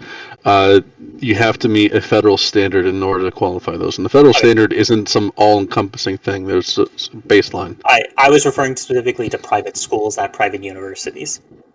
So private K through 12? Yeah. So private schools get services and through the public institutions, but they don't have to conform to federal standards because they're getting the service where the service provider has to conform. I just looked that up real quickly, and that's what it seems to me. Right, but I guess like going back to my concern is that, okay, let's say because again, we got to make sure we set the floor, right? Like your tuition money predominantly goes towards instruction first off. Like let's just get that out of the way at the bat. But then there's things like I mentioned, like institutional support, groundskeeping. So let's say in the hypothetical situation, you get an endowment to get a brand new athletic building. That athletic building is going to need to have staff, it's going to need to have personnel, it's going to need to have upkeep, and that's going to come from your tuition. And if your tuition is capped, like how are we supposed to pay for this new building that just got built through endowment? Yeah, but like, how are we going to fund that? The tuition's capped at a certain point.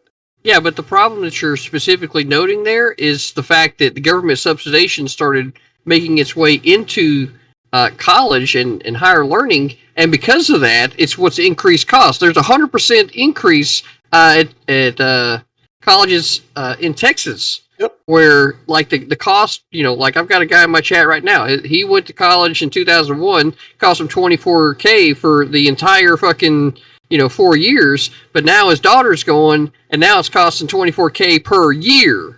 Right, so that's like 400% increase in cost. You know what I mean? And I agree with that. But he also probably didn't have any restaurants that were available on his campus to eat overnight. He probably didn't have overnight dining options. He probably didn't have a very limited amount of student services. When the hell did a place of higher learning start needing to be all of these things? If the school wishes to do that, it was designed to be that. These were institutions that weren't exclusively about your education.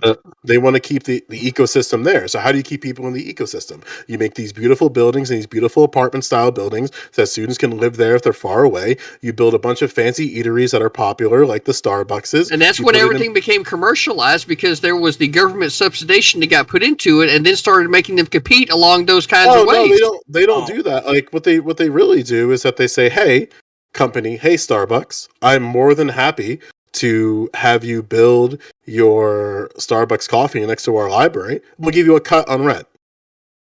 But we'll make sure you can keep your costs however you want, but we'll give you a cut on rent so you don't have to worry. Or how about they not give them a cut on rent, right? And we get government subsidization out of it. That way the taxpayers aren't having to hold the bill when it comes to the people getting an education. I think that this would be a great example of how, like, if the college themselves didn't give Starbucks a break and they took that money and put it into a fund, they could then offer more scholarships, which would then provide more people with free tuition, right? Actually paid for by capitalism, rather than government subsidization being poured into the system and then pushing everything up for a bare market minimum. I propose an alternative. I mean, you can use endowments towards the funding of a lot of things at the state level. I'll give you like a really easy mathematical example. If we look at the over and under in Rutgers University for undergraduate students, at any point, just on tuition alone, they're spending anywhere from $700 million to $2.2 billion. Now, if they have a every year $1.6 billion endowment, they could use that endowment to fund all undergraduates' tuition every single year. So why don't they do that with the money? These universities have the tools and the ability to pay for these things. I also just want to say specifically, just because you put money into, like, first off, we've seen decreasing in like government subsidies over the decades, but also even if you do have those government subsidies, it doesn't mean you're automatically going to see an increase in price, right? Money doesn't automatically cause inflation prices. Like, that's just a fact. So what you instead Not that money doesn't create it. What? No. If you're gonna say something wrong, then I have to correct it in the moment, right? But you have to let me finish so my this point. So, like, here's the issue: is yeah, but if you're building a premise off of a false point, that's why you have to address it. Then it is because the fact we've done. Let's hear Wordy, and after that, like CTV, you can respond. Yeah, so just because you put money into a thing doesn't mean it's automatically going to increase prices, right? You have to look at why things occur, right? Like, as Joe pointed out, is you want to bring in like corporations so you can like be able to like have better like ecosystems. But the issue comes is you start cutting that cut, then you're going to pull out. That makes students have to travel longer. That makes it a harder time for them getting access to the same things. That would make it easier if it was on campus. So like you're basically like ruining people's lives just in terms of travel when you could just like have it on campus and have it available. Okay, so the fact of the matter is it's not just putting money into a thing, it's putting guaranteed money into a thing. The guaranteedness part is what drives the market minimum. Because there's never been a point that I'm fucking aware that the government decided, hey, we're going to be taking control of this thing and we're going to start putting money into it when they say, oh, well, no, we're going to not tax the people for this thing. We're going to scale back the government. Give me a fucking break. It's the guaranteedness of the money being there for the subsidization that guarantees the market minimum, and then from the market minimum is how the corporations, which in fact would be these universities, right? Because you're telling me that they're being commercialized all over the place. So there's no reason, right, for this corporation to not know that this is the bare market minimum for people that may not be in the right fucking, lower middle class, upper middle class, fucking class group over here to afford, so we can get this here, right? And then we can set it just in this little area right here and then be able to incentivize those people to this point if I could just get them in the fucking door and the government's going to subsidize it.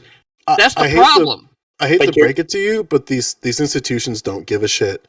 Like, you could be in college for 20 years. They don't care. As long as they can still send you a bill, that's fine. And the thing is, like, how do they keep you there to make sure you do stay there? They make sure that the services that they provide for you make it so much so that you don't really have an alternative otherwise. Like, we want to, and again, like, I'm somebody who is pro-education, but I'm not going to sit here and cap and act like private schools, public schools at the state level in terms of, let me rephrase this. I'm not going to act like I believe that these institutions actually give a shit about education. They don't. They care about their bottom line, and their bottom line is making sure that they keep their shareholders, in this case, when I'm saying shareholders, I mean people who literally give them money just for existing, and they also want to make sure that other companies can come in here and be able to create a better college experience for everyone. And like, the reason why this is like kind of frustrating to me is that I don't even think, like, I think institutions, in this case colleges, they're too far gone. I think we should probably really prioritize the spending of public schools, which is kind of why I want to pill people off the national curriculum argument. I want to hear that. Yeah, like, hear me out. All right, so who's in charge of curriculum currently? It's supposed to be the state, but That's actually the wrong answer. The answer is the superintendent of schools. So superintendent of schools is in charge of implementing and enforcing curriculum. Now, if we nationalize curriculum, that would mean that there's going to be an individual or a political body that would be responsible for overseeing that. It will probably be within the Department of Education. Right now, the federal government spends less than 10% on public education, period, across all states except for Alaska. So if we're going to expand a department in such a way that allows them to be in charge of a national curriculum, that would either require A, having enforcement entities in every single state and oversight, which would mean the expansion of employees, and two, it would also put a very precarious position and essentially abolish school boards, unless we are okay with creating school boards in such a way that they have some type of political play in the game. Because school boards are responsible for overseeing and essentially advising the superintendent on the things they have to do. So we would have to need a national school board that's in charge of making sure that the superintendent also is held accountable. And then if we're going that route, that means the people can also legislatively, through the power of the vote, to expel people from these positions, whether it be school board members or superintendents, which would also mean the expansion of voting across the United States. We would have to have national elections of not only school board members, and the school board entity would also, if we're trying to keep in the same system, nominate a superintendent to oversee all of national curriculum. But that would be one person with a lot of power. So how, I guess the question I have is, I mean, I laid out a lot of things, so it kind of puts a little bias here, but how are we going to nationalize curriculum in the current state if we understand that right now the federal government doesn't spend anything on public education? And then how are we going to navigate in a world that has a national curriculum while at the same time having superintendents and school boards at the local levels? So I want to. I want to add. God damn it! I want to I'll be quick, man. I'll be real quick. All right. So one thing I would add, so I agree with Joe. One thing I would just add to kind of, I guess, swing you guys over is, as we are looking at it right now, the political experts are predicting that Democrats will not win the presidency in 2024. And it's looking like, no joke, it's going to be Trump 2024.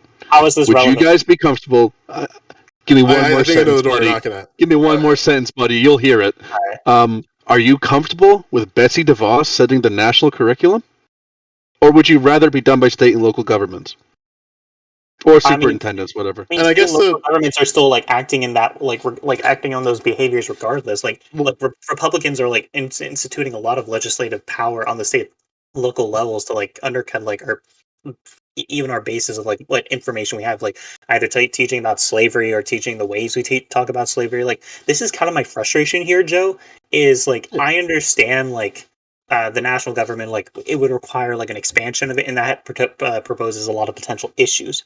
But when we look at how like education is done right now, relying on state and local government, it's producing a lot of inconsistent and a lot of negative results as an outcome of that. So it doesn't seem like we have like a good alternative to either of these two options. I have an alternative. Yeah, but that's kind of the point of our system, though. Don't you get that?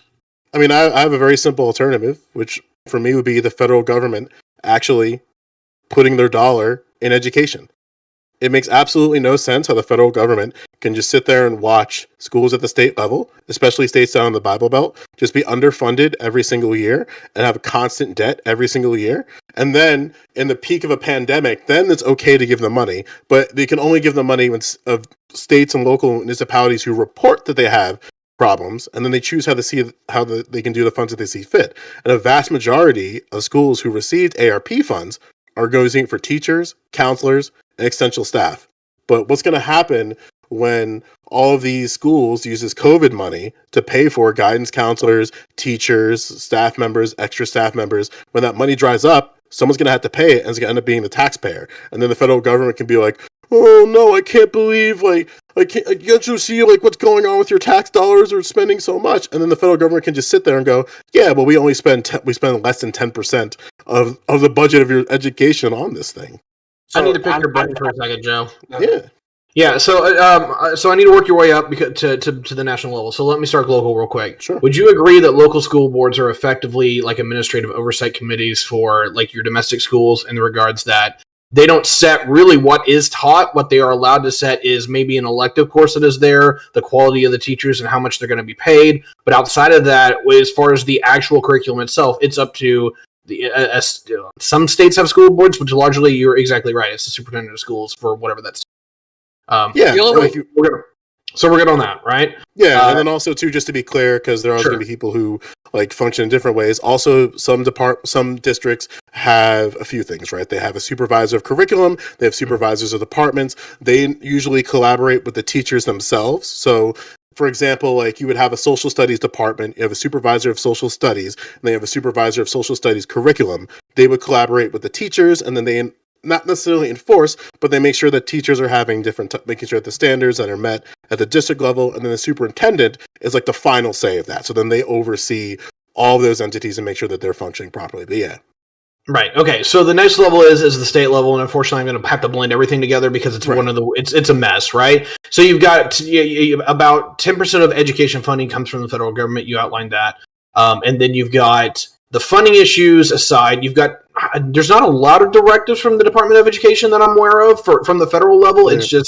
It's largely just, hey, we're going to help you out if we feel necessary. Yeah, and then granted, just to be clear too, another thing that exists also, I mean, people who are in higher ed know this, is that, or rather who are teachers know this, where it's like you have different types of national associations that are in charge of dictating like what are actually standards and recommendation of standards. Like this exists. Like so you can go from college to college. Right, and this is why, like in New Jersey, we have like standards of what it means to be a music educator and what those standards look like across all teachers. So when you have a teacher that walks into I'm going to use music as an example here. When you have a music teacher standing in front of you, they're proficient in all instruments, regardless of their type. So even though they are a voice student, they still have knowledge in woodwinds, they still have knowledge in brass, they still have knowledge in percussion, and they go through all of this, and then there's certification based on that. But to be fair, like not every state has that. Like some states are very like free in terms of the certification. So here's where I want to pick your brain because I get exactly where you're going. And I'm like, bureaucracy is a bastard, but there's sometimes where I kind of look at where bureaucracy just kind of needs to be. All right, so look, I can meme all day about how bad Betsy DeVos is or some other crazy whack job, right? But I find that the political balances between the states, say like a radical extreme of the education system of California versus Alabama, is significantly more tame, or I'm sorry, significantly less tame than the balance of strike that you're going to strike on a federal level, because most people have some level of interaction on the federal government, and when that comes down to it, you're probably going to have to see levels of compromise that you don't see in more radical states. It's probably going to be a lot more of a purple-centered education system. And that's my primary modus operandi is for why I would want to push for that, is that I think not necessarily that you're going to get the best of both worlds because we're really bad as Americans at getting that, but you're going to get something that doesn't have a bunch of whack jobs in one state or another being able to just come in and wreck your education system. Right, so, and my concern comes from, like, if I believe that, I'm not going to use we, I'm just going to say I, if I believe that politics right now are incredibly partisan, like, and the examples I'll give is that we haven't had a two-term political party at the seat of the president since Reagan Bush. And then we had Clinton for 8, W. Bush for 8, Obama for 8, and now Trump for 4, and then Biden for however. So every single 4 to 8 years, it's just this pendulum keeps switching back and forth. And with those pendulum shifts lead to changes of these departments as a whole. And my concern is that with this level of pendulum shifting, we're going to see a expansion and the idea of national curriculum that isn't necessarily stable unless this is completely divorced from the traditional political process.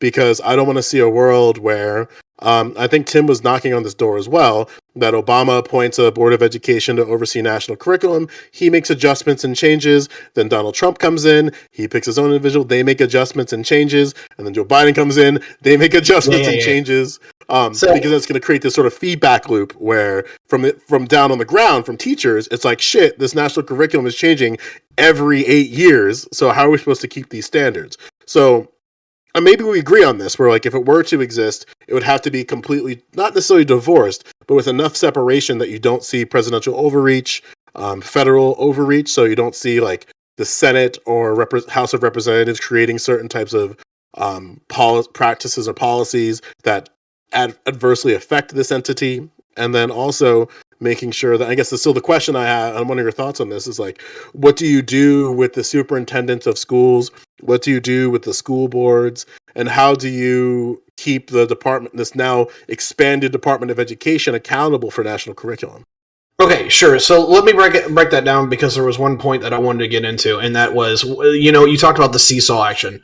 And while I get exactly where you are, because I'm hearing all my friends in immigration screaming bloody murder because we just went from the Trump presidency to the Biden presidency. And while Biden hasn't divorced himself, is that he's laid the groundwork to do that in a large way. With the new HUD director, as an example. Or sorry, not HUD, excuse me. The new Homeland Security director is one of the most pro-immigration people ever, right? So they're all screaming bloody murder. But I'm going to table that. What I'm getting into is that I actually kind of like the Cecil action because it kind of keeps bringing people back to some level of center where you don't go to the other way. But to answer your questions, since you asked me them, number one, what I think it would be like is if you had that is that if we screwed it up and we just made it where one person was in charge, it's probably going to be the Secretary of Education. I totally get if no one wants to be on board with that because I don't think I'm going to sign off on it because that's just insane. Well, the concern, like again, right. I guess to reinforce your point a little bit, is that it would be one individual with, I would argue, more power than the president in ways. Yeah, 100%. And you've got me with that. Is I have to back off on that. Now, if it was going to be something that would be like more structured and larger, where like the Department of Education was really heavy-handed, it would probably be a committee of at least 5 to 9 people, and it would literally be appointed by the president and ratified by the Senate. I literally could see that being the case. Now, do you like that? I mean, that's literally another Supreme Court argument if that's going to go there. But pros and cons, right? And maybe like Zeeth and Tim could, and also too, what I'm wondering too is that like another concern that I have of national curriculum is the idea of partisanship, where right now we see parents slowly trying to politicize the education process without really knowing how these things work, because generally speaking, schools function in a nonpartisan capacity. Like there's only, I think, 2 states that elect their school board members under a partisan basis. I think one of them might be even Texas. But otherwise, like these individuals run in a nonpartisan capacity. They hold their positions in a nonpartisan manner, and then the superintendent is approved by the Board of Education. And then my concern is that if you have a national curriculum, then that would kind of change how schools might lobby for positions. Yeah. Because go ahead, Wordy. So this is complicated. So I can see the logic where you're kind of employing in terms of like increasing funding instead of like creating a national curriculum, because you can leverage the funding to kind of influence what standards they may have. And I can see that logic. It has potential, but I'd have to look into that, maybe have a conversation later on it. The aspect here is like there's potentially that route to go down, but there's also like there's a lot of like complicated aspects where like the school boards, I don't think any institution really is a nonpartisan. It's about just the degree and how they're going to be affected like by the partisan issues, right? And when we see like in like Virginia County, we have like a lot of people like in Virginia being like actualized through like the whole anti-CRT thing, and like basically is there's a degree is like it feels like we're kind of like fucked on both sides. Like if we go the natural curriculum route, we get screwed in the ass, but then if we rely on the states and local government, we get screwed in the ass still, because like it's just even a fight just to get like basic like education in terms of like sex education, and it's like these basic things just to like get anything. So it's just, I also am like very curious is like you're all kind of living in fear though. You get that, right? Why? Well, I mean, let's look at the alternative. Like, I think that I can't think of a single. The alternative is complete control, right? You're just trying to mitigate your fear, right? Because you're all displaying fears of states deciding what's best for their constituents, right? And the parents being able to decide that themselves. Whenever you go to put federal mandates or federal fucking law into place, that's what you end up with, is it so far removed from the constituents that they can't make the best decisions for their kids. If you want to have funding going to a thing, then what you need to have is one education pool, and it is divided up equally between the 50 states. And then that way, all of the states get an equal share. They won't get it. They won't get an equal share because states will inherently get fucked over based on how. Like you would have to really articulate how the funding would work, because right now this is funded by amount of money collected from whatever taxes goes into this fund. The fund once a year is distributed between the states in equal amounts. So you're saying that like, okay, I'll lay it a little bit different, right? So right now schools are funded predominantly over 90% on state taxes and local taxes. So you were saying that all states should filter that money together and distribute it equally? No, what I'm saying is that if you want the federal government to have money to do a thing, then whatever it is that the federal government is doing to be able to get the money for the fund, i.e. could be fucking fucking weight limit tickets that truck drivers get. Whatever's going into the fucking fund, right, goes into this fund, and then once a year, the fund gets distributed between the 50 states without any fucking strings. There's no strings. There's no federal government mandating to the states what it is that they do a thing with. They just get the money. Just to be clear, this would be a mass expansion of federal funding. Like in New York alone, it costs $25,000 per pupil. And then when you look at Texas, it's $9,000 per pupil to educate one child. And then when you look at Nevada, it's $9,000. God, like Washington. Wait, so Joe, wait. I want to throw it to Tiberius, and after that, I want to open it to people who maybe didn't have much chance to talk. Okay, so the point where I'm not with you on that or on that rebuttal, Joe, is that he didn't say like how much it was going to be. So like it could be just that 10% reallocated in a different way. Now my comeback to CTV is that if it's just proportional to each state, where each state gets 1/50th of each one, I mean, holy crap! I mean, California might not even well take it, because you're talking about Wyoming that's probably going to get a significant boost of funding per each student. But then you're going to have states like California, Florida, Texas that are going to be like, yeah, well, we get the same amount as everybody else, though. For me, this that's kind of the point, right? It ends up not being the. So no, I don't think your idea is actually horrible. I would just say when it comes to allocation, is that you got to do it like on a population basis or a student basis. For however many students that this state has, they get like that level. No, you don't fucking do that. Why not? Because there's a fucking state, and the state needs to maintain its autonomy. What the state needs to be doing is making itself more appealing to people to move to, or to have an environment where the people there are producing more children to continue on their fucking state. Right, that's the whole fucking point. But the thing is that, independent states underneath this one union. If you want the federal government to be doing a fucking thing for funding, then it needs to be the federal government's allocating this tax that got collected over here goes into this fund. But from here, there's no control, no constraints, right? The money is divided up equally between the 50 states, because control of it needs to be at the most local level, and in this case would be the state. So there's money going to a thing, and then the state can just figure out how that gets divided up between their counties. Real quick, CTV, let me help you. Wait. Sorry, I want to phrase to no justice, and after that, Wordy. Sorry. No, the state can still have control of what the money is, but we are allocating the money proportionally based on student population in these particular states, right? I honestly couldn't give two shits about the autonomy of the states, because I care about the overall utility of the money that's being allocated to these students to make these kids' lives better, to be able to increase these students' educational attainment, their opportunities that they have. And if for some reason they're getting more money just because they happen to live in Wyoming or whatever rather than California, then that's negative utility for these students overall. The states can still have autonomy with regards to how they spend the funds, but that fund has to be allocated fairly, because the vast majority of children do not choose which state they grow up in. They don't choose which state they go to school in. That's up to their parents wherever they've happened to have birthed their children. And I do not care for the state mandating less funding for children based on their parents' decision. We also have to realize that public institutions are like really complicated, right? We have to understand there's a lot of aspects that play into like where we talk about states. States don't always have the best interest in mind of the parents and the students, right? Like I live in Arkansas, and they're limited due to their available funds, but they also have several issues in terms of good policies, like sex education, proper education in terms of like slavery. These things, those are a lot more difficult, and it's kind of the issue is when you leave it up to the states, we can see a lot of issues that pop up, and it's kind of like that whole line is also if you're a student, right? Is you don't necessarily know if your parents have the best in mind for you. Like if you're a parent, you could be being abused. But then if you were able to go to a counselor or a teacher, it helps put you in a better situation to get out of that.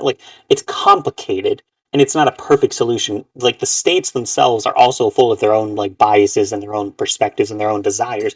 We as if they perfectly represent. Nobody perfectly represents you other than yourself. Yeah, but the reason why you want to and the federal government have both issues. And the reason why you want to maintain the autonomy of the state is because that's going to be the body that the parent is going to be the one that appeals to if there is a law on education put in at the state level, right? Or the county level, they would be able to appeal there. You want the power as close to the parent as possible, and per our federal constitution and the 10th Amendment, this issue gets kicked back to the states regardless.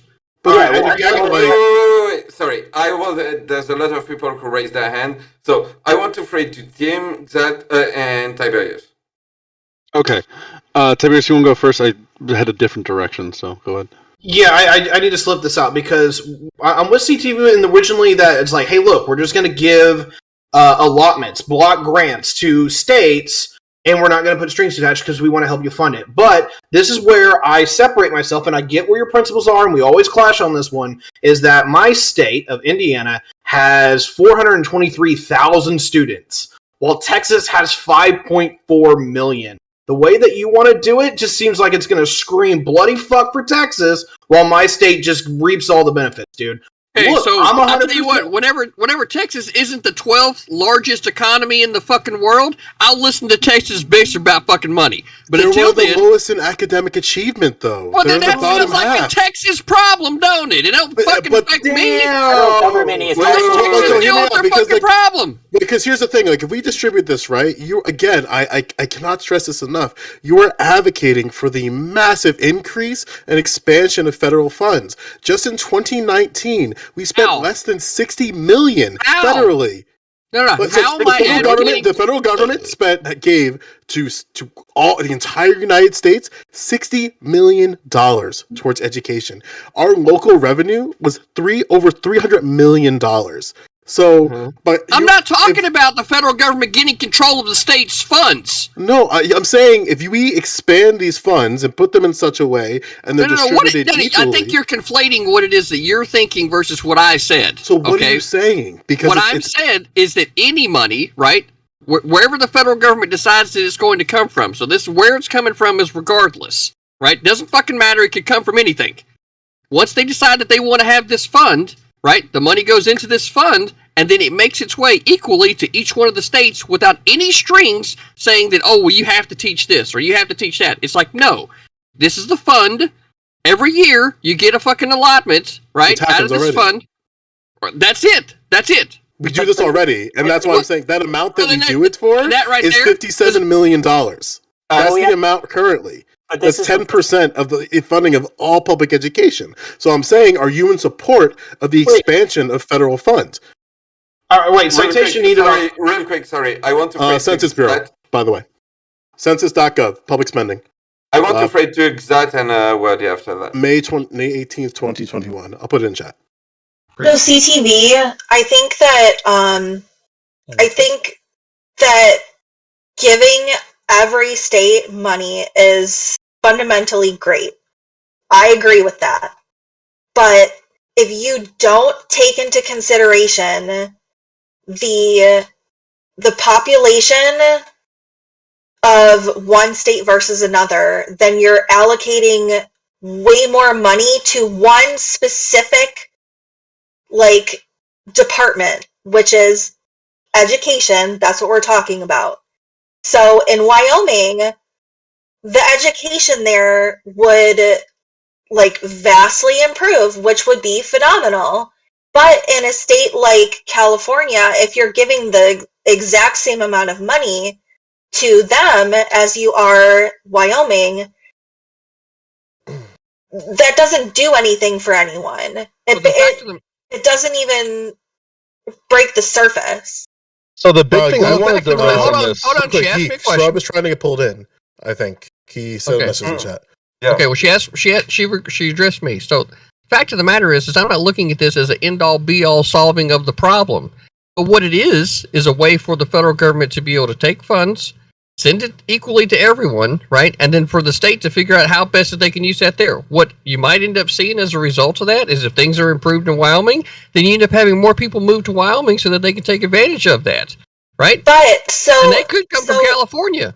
But you're not trying to solve the whole problem. It's just one way to get involved. Sure, and that's totally fine. But if you want more people So if you're looking at it like trying to distribute it evenly across every state, you have to look at the population so that it's a fair allotment, not just an equal allotment, because it's not equal.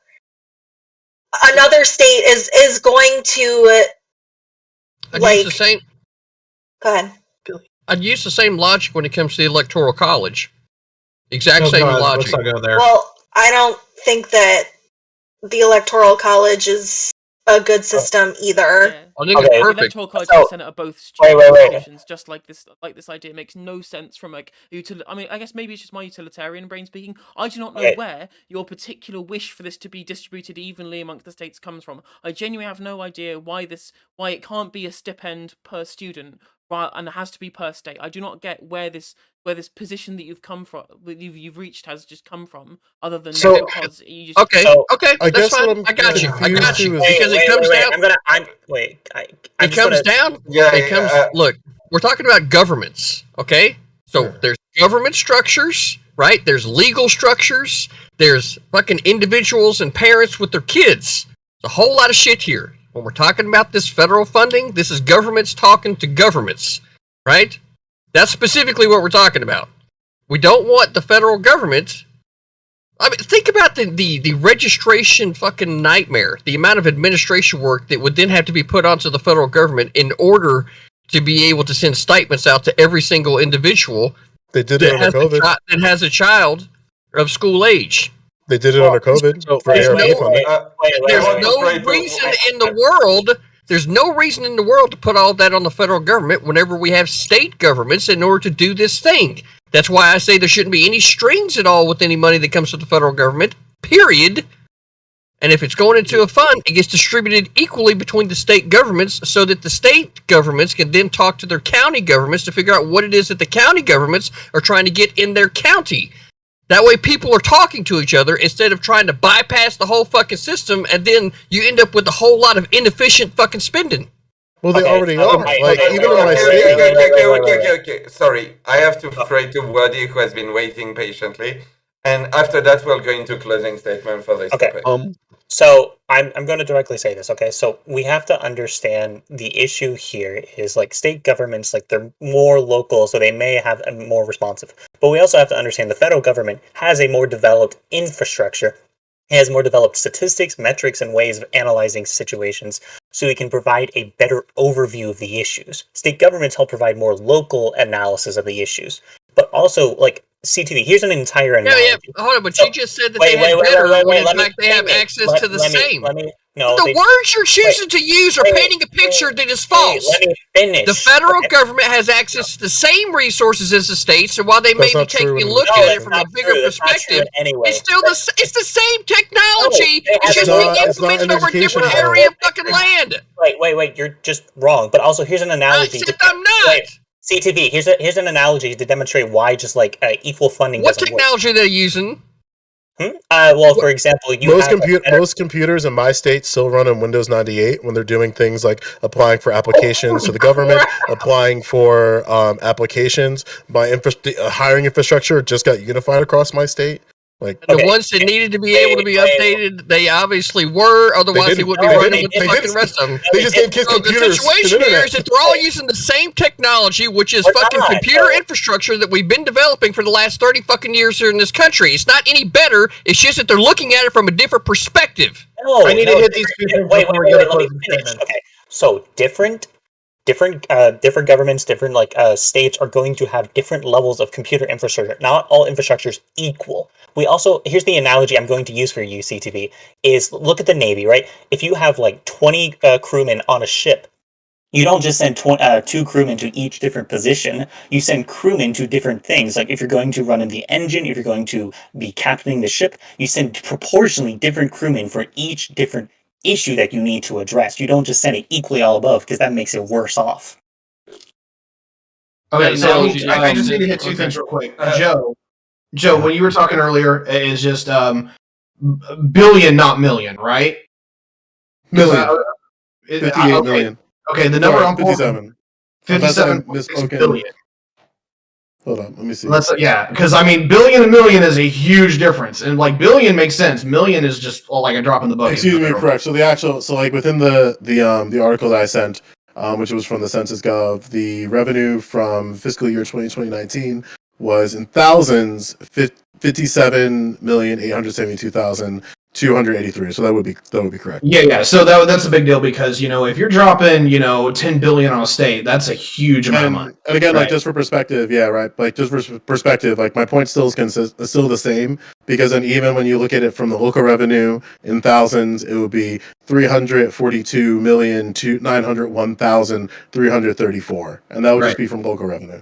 So the other note that I got, and this is more for CTV, is simply this: is that while I get why you're not a big fan of me because we can definitely help out Indiana, we can help out Wyoming, we can help out all these more or less populated states. Is that in a general thing? Is that, or if we're going to be partisan for a second, red states are still cheaper to live in, and they're easier to fund because they have a lower threshold to pay for our teachers and our institutions, which still would benefit us on a proportional scale. So let's go for this.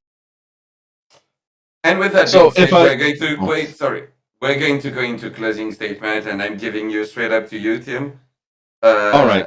And yeah. So- no, so- Before we right do, after. sorry, one sec. Yeah. 1 sec. I was gonna make a suggestion in that we have one fun topic coming up after this, right? Yeah. We obviously spent a lot of the time in this particular topic talking about national curriculum and this funding issue. We didn't really touch on tuition fees and public versus private. What does other people feel about changing the last fun topic to specifically talking about public versus No, I private want my and fun tuition topic. fees? Okay. I want my fun topic. Yeah. I'll like That's that. a fun topic. I'll go with I- serious. I enjoy serious. I like discussing serious things. What's on the table for dessert, Geek? What's on the? Oh, what's on the that's a dessert good plate? question. That is a good question. Oof. It's hard to explain without context, but okay. I'll tell you what, Uh, we'll reveal that and then we'll think about it. Okay, so go ahead with closing statements. All right, so, I'll just use mine to bring the point I was going to bring before, which is a lot of we've been talking about funding and how it would benefit this group or that group. I think this is a common misunderstanding.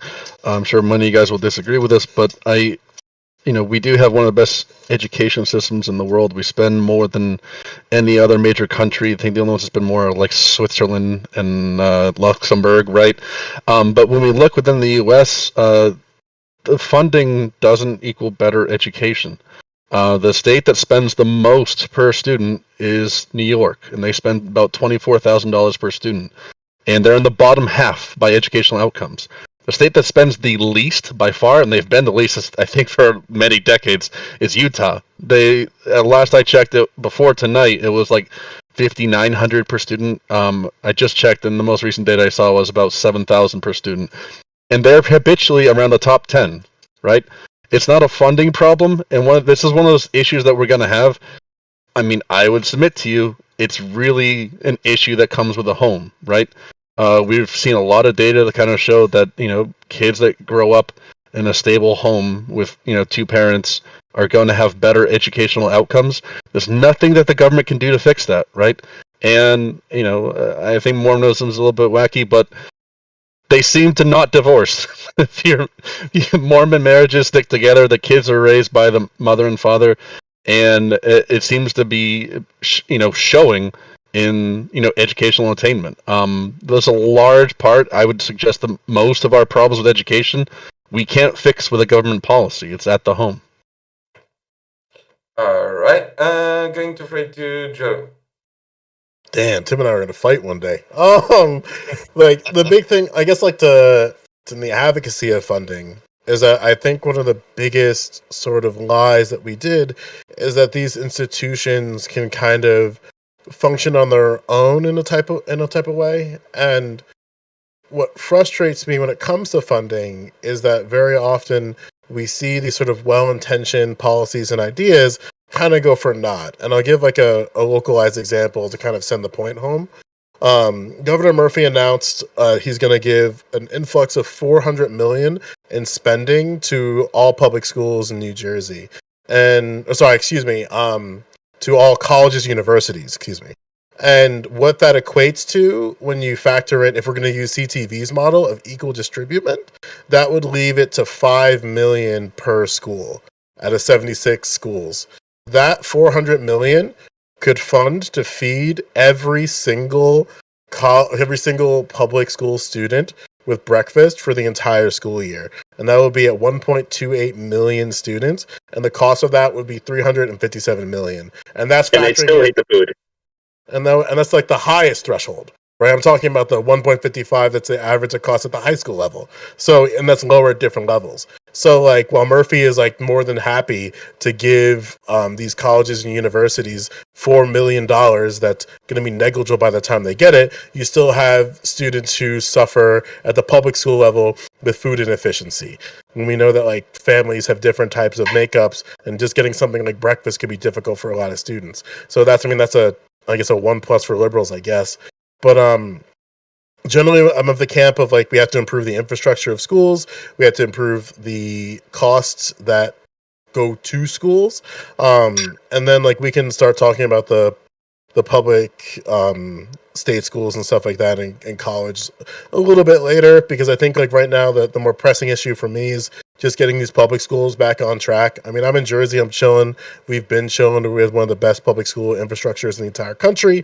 But at the same time, I look at Mississippi, that place is dead last every single year in statistics. And it's like, I want to see Mississippi thrive. I want to see these southern states thrive. I'm tired of like dishing out dumb fucks that don't know anything about quadratic formula or even like pushing back at what Common Core is. I just want to make kids smarter. And I think we got to improve infrastructure of schools. All right, I'm going to Fred to No Justice. So at the end of the day, I think that when we look at policy and we look at how we structure the school education system, we have to take into account the two kind of main things, and that's what is best for society and what's best for the kids, right? And if we're implementing policies that are unfair to people who come from disadvantaged backgrounds or from a certain kind of background or whatever, I think that's when I start having a problem. And that's why I've tried to base a lot of the policy platforms I've laid out, especially in my opening at the start. Like, for example, having extremely high tuition fees to be able to attend higher education is greater negative impacts on people who come from poorer working class backgrounds, because interest on fees, you end up paying more if you're poor, and that's regressive in general. Right, when we look at, for example, the funding issue that we looked with regards to what was proposed here, when we just give money equally distributed via the states, whatever, that is unfair on children who come from more populated states, and that doesn't create a good outcome as far as I'm concerned. And with regards to where we structure education system, we should be able to make it so that we achieve a level of social mobility.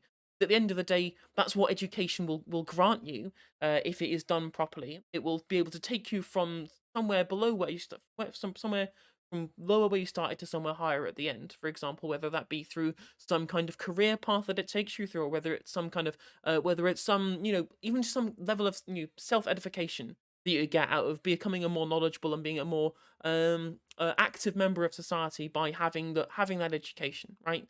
These are all good things. And any kind of policy that we implement that gets in the way of that, be it too higher fees or not having the correct funding system with regards to where taxes go and how they're spent in the states, etc., or the way in which people are divided by the income of their parents or the area that they grow up, that's when I start having an issue, and that's where I think that we should look towards changing the structural nature of the education. All right, Wordy. Yeah, Joe, you've given me some interesting things to think about in terms of like just doing better research and just getting some more information there. So I'll ask you about some sources later, this way I can look over it myself. But I think the complicated aspect here is like we all understand there are issues in our institutions as they are. And Tim, this is where I'm going to disagree with you. Is while we can't like funding isn't the only issue, I can agree with you, but improving different issues helps like offset like the problems that people deal with. So better funding, better education, like these things like markedly improve people's lives. And like I would also disagree with you, like we can improve homes, better welfare policies, reducing wealth inequality, like those things are absolute government policies we implement, because at the end of the day we have to look at through systems of like issues, right? We have to look at the systems of education, we have to look at the systems of income, like wealth, and like these things all play off of each other. And so where like Joe said, like giving more money to kids improves their life and improves like their mental condition, improves their physical health. This makes it easier for them later in life because they're not having as bad like nutrition. They can like get off, and like that's the whole aspect here is we have to direct government policies because to address systems of issues more than just like saying, oh, the people have to act better, but you don't have a good way of like making people act better without government policy. So you said you disagree, but there's something you said Wait, that wait, disagrees wait. with Sorry, everything I this is said. closing. Wait, Alright. wait. This is closing. I'm going to fade to Tiberius. Oh yeah, so just the notes that I got here. I think I made most of my points, Wallet, but unfortunately this topic is massive and huge, and we're just going to meander forever. But the last moments that I thought that I wanted to hit up in the closing statements were, home versus school. Home definitely needs a lot of work, and there's ways that we can help that. That's a whole other series of topics. The one major policy that I have seen in the last about 20 years that really is effective still in the schools that we need to talk about is school lunches and making sure that poor kids are getting fed. It's bumping test scores up by like 15 points across the board. We need to really have a chat on if this is actually something that we want to put money into, because I'm going to say yes. If we do go into other stuff, that would be great in the follow up. But we didn't have like just a few other things that I'd love to talk about. The length of school, whether 7 hours a day with the lunch break is enough, or if we want to kind of break it up, we want to make it a little bit longer, but we want to end homework because that's actually social cancer. And then how much we want to talk about the education system for primary school is based upon the wallet instead of based upon your test scores. But I'm going to give a shout out to Joe Lewis. If you ever want a chance just to have a chat, not even a debate, just a chat about just doing some deep dives and having maybe a quick conversations panel with like me, aristocracy, we'll put down some heavy hitters. I'd love to have you, man. Absolutely. All right. I'm going to fade to Xat.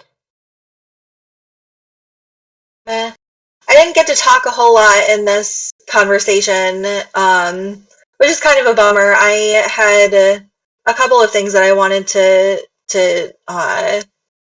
point out, but I definitely think that a national curriculum for like fundamentals should absolutely be implemented because of the fact that we have such a staggering like variety of what is taught across the entire country, and that is appalling and embarrassing for a country that is supposed to be so great. I think that public schools need like an overhaul on the way that we deliver information, the way that kids have like breaks to stop and eat. My daughter is in elementary school and she has 10 minutes to eat her lunch, and then everyone has to go outside. That's appalling. I wanted to say something about how in my state that homeschooling is not regulated in any way. So I don't think that parents should be the end all be all of how education is taught to their children, because they don't always know what's best for their kids. That's why we have teachers to begin with. But I'll leave it there. Thanks. All right. I'm going to fade to Bangladesh Rob. Oh, hey guys.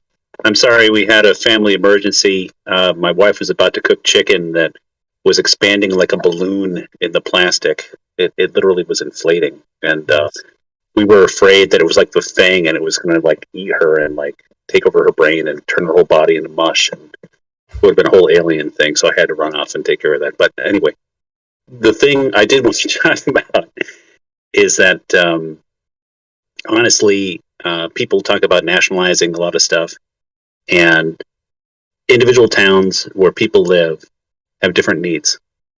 And if your town is a mining town and you're teaching about mining, that's okay.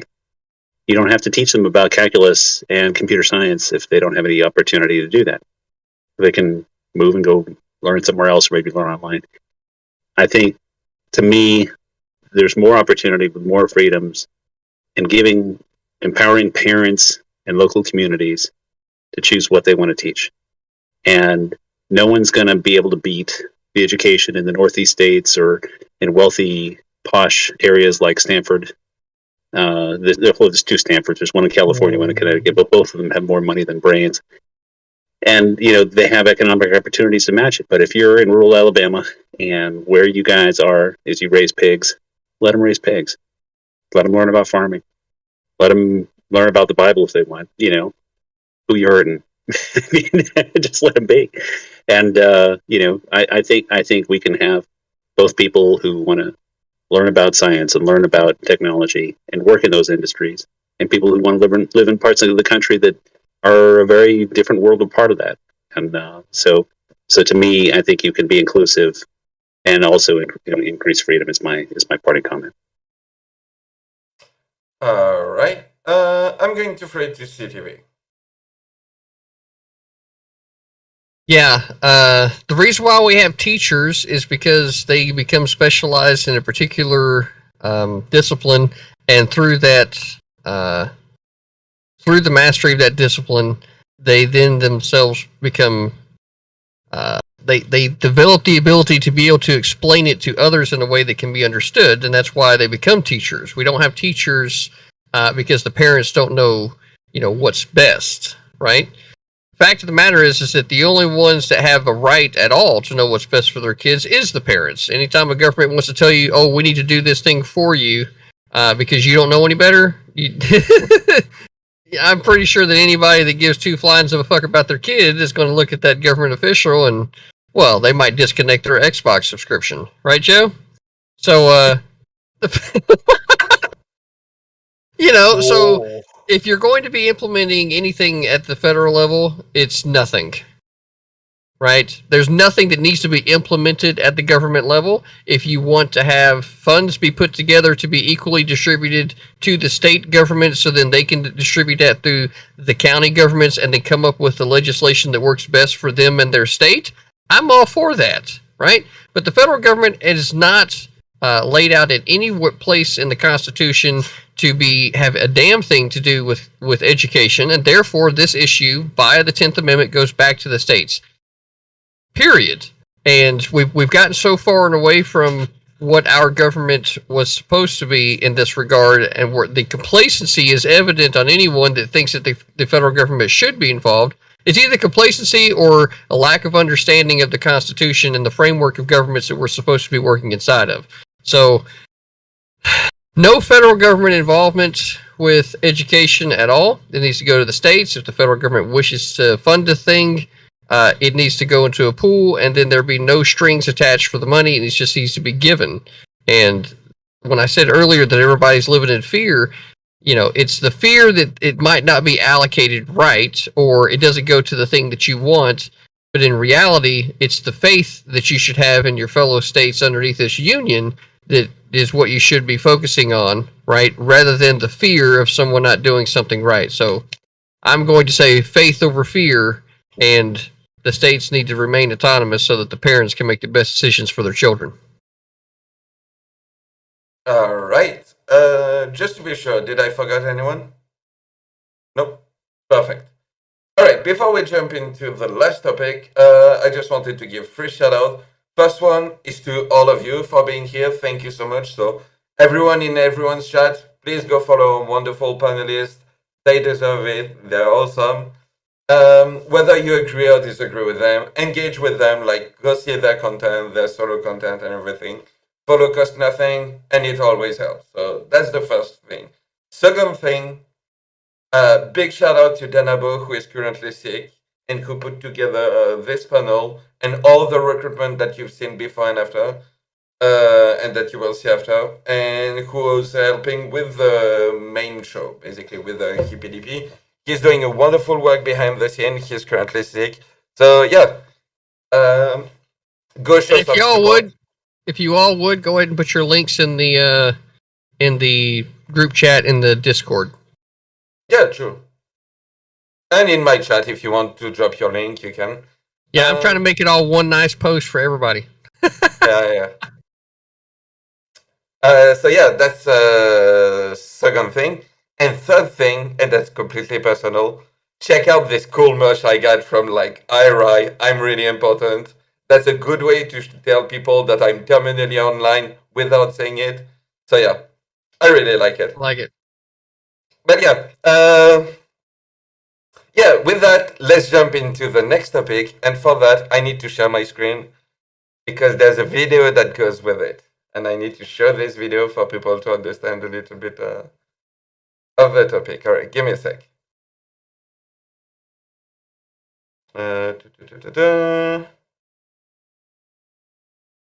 Share your screen.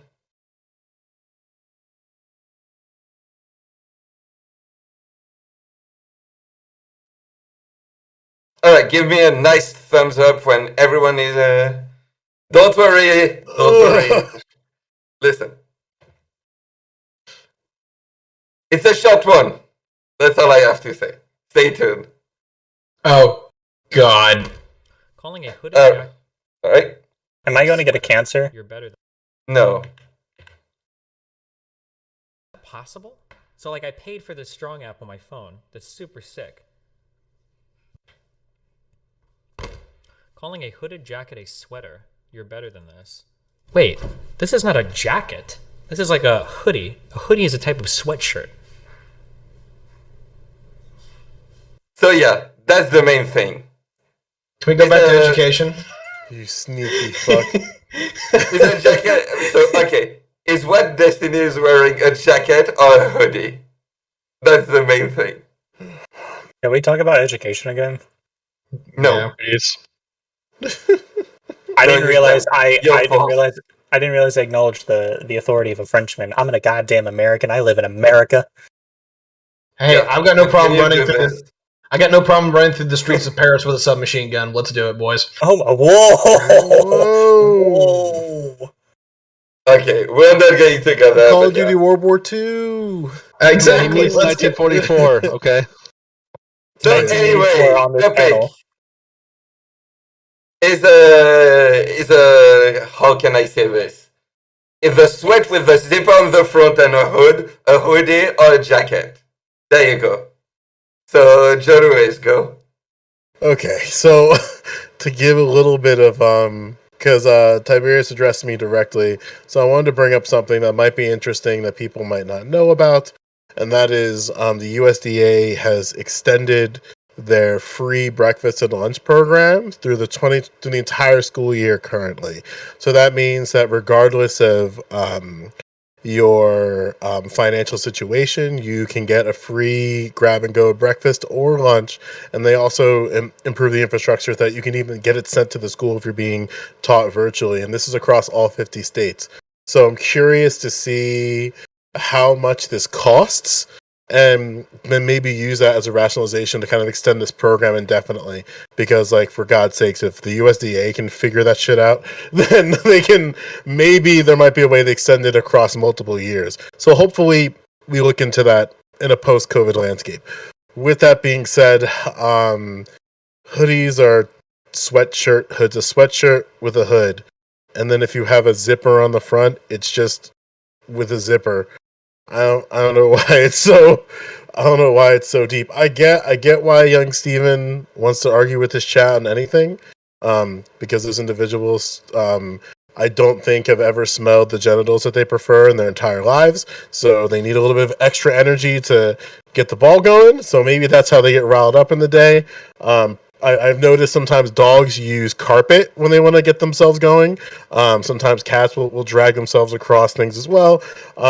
But it seems to be, before we can get to a point where everybody is entitled to the genitals that they prefer in their mouths, out of their mouths, and all about, then we should probably just make sure we acknowledge that hoodies are sweatshirts with a hood. And if you put a zipper on it, it's not going to change what it is, you know? No justice.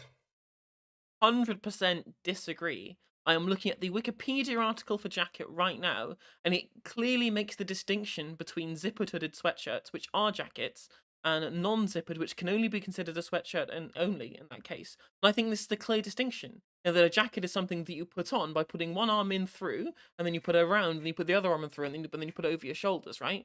Whereas a sweatshirt specifically does not have the opening, so it has to go over your head. It's a pullover, right? I think this is the clear distinction between a jacket and a sweatshirt. And hoodie could be short for hooded sweatshirt or hooded jacket, right? I believe in this case, if you're talking specifically about the one with the zipper, I would absolutely call that a jacket. All right. Tiberius. Yeah, I'm sorry. I'm pretty much just airing 404 on this topic. Yeah, this is why we need to fund better schools, because I'm too dumb for this topic. Next statement. Listen, this is the most serious topic of tonight. I don't know what you're talking about. I didn't say it wasn't serious. I'm just saying I'm too dumb to answer this in a intelligent, logical, and explained manner, and so I'm just gonna have to cash out on that one. All right. Probably Tim. You can identify as whatever gender you want. You can identify your apparel as whatever you want, and I don't really care. Okay. Xat. I fundamentally think that if you don't know the distinction between a pullover hoodie and a jacket that you can zip up, then we can't be friends. I didn't want to be your friend anyway. Wow. I was going to afraid to see TV, but I'm not sure what's happening. Oh, sorry, y'all. I had a little bit of bourbon blues going in the background. Look, reality is that I need the question repeated. So, Geek, go ahead. All right.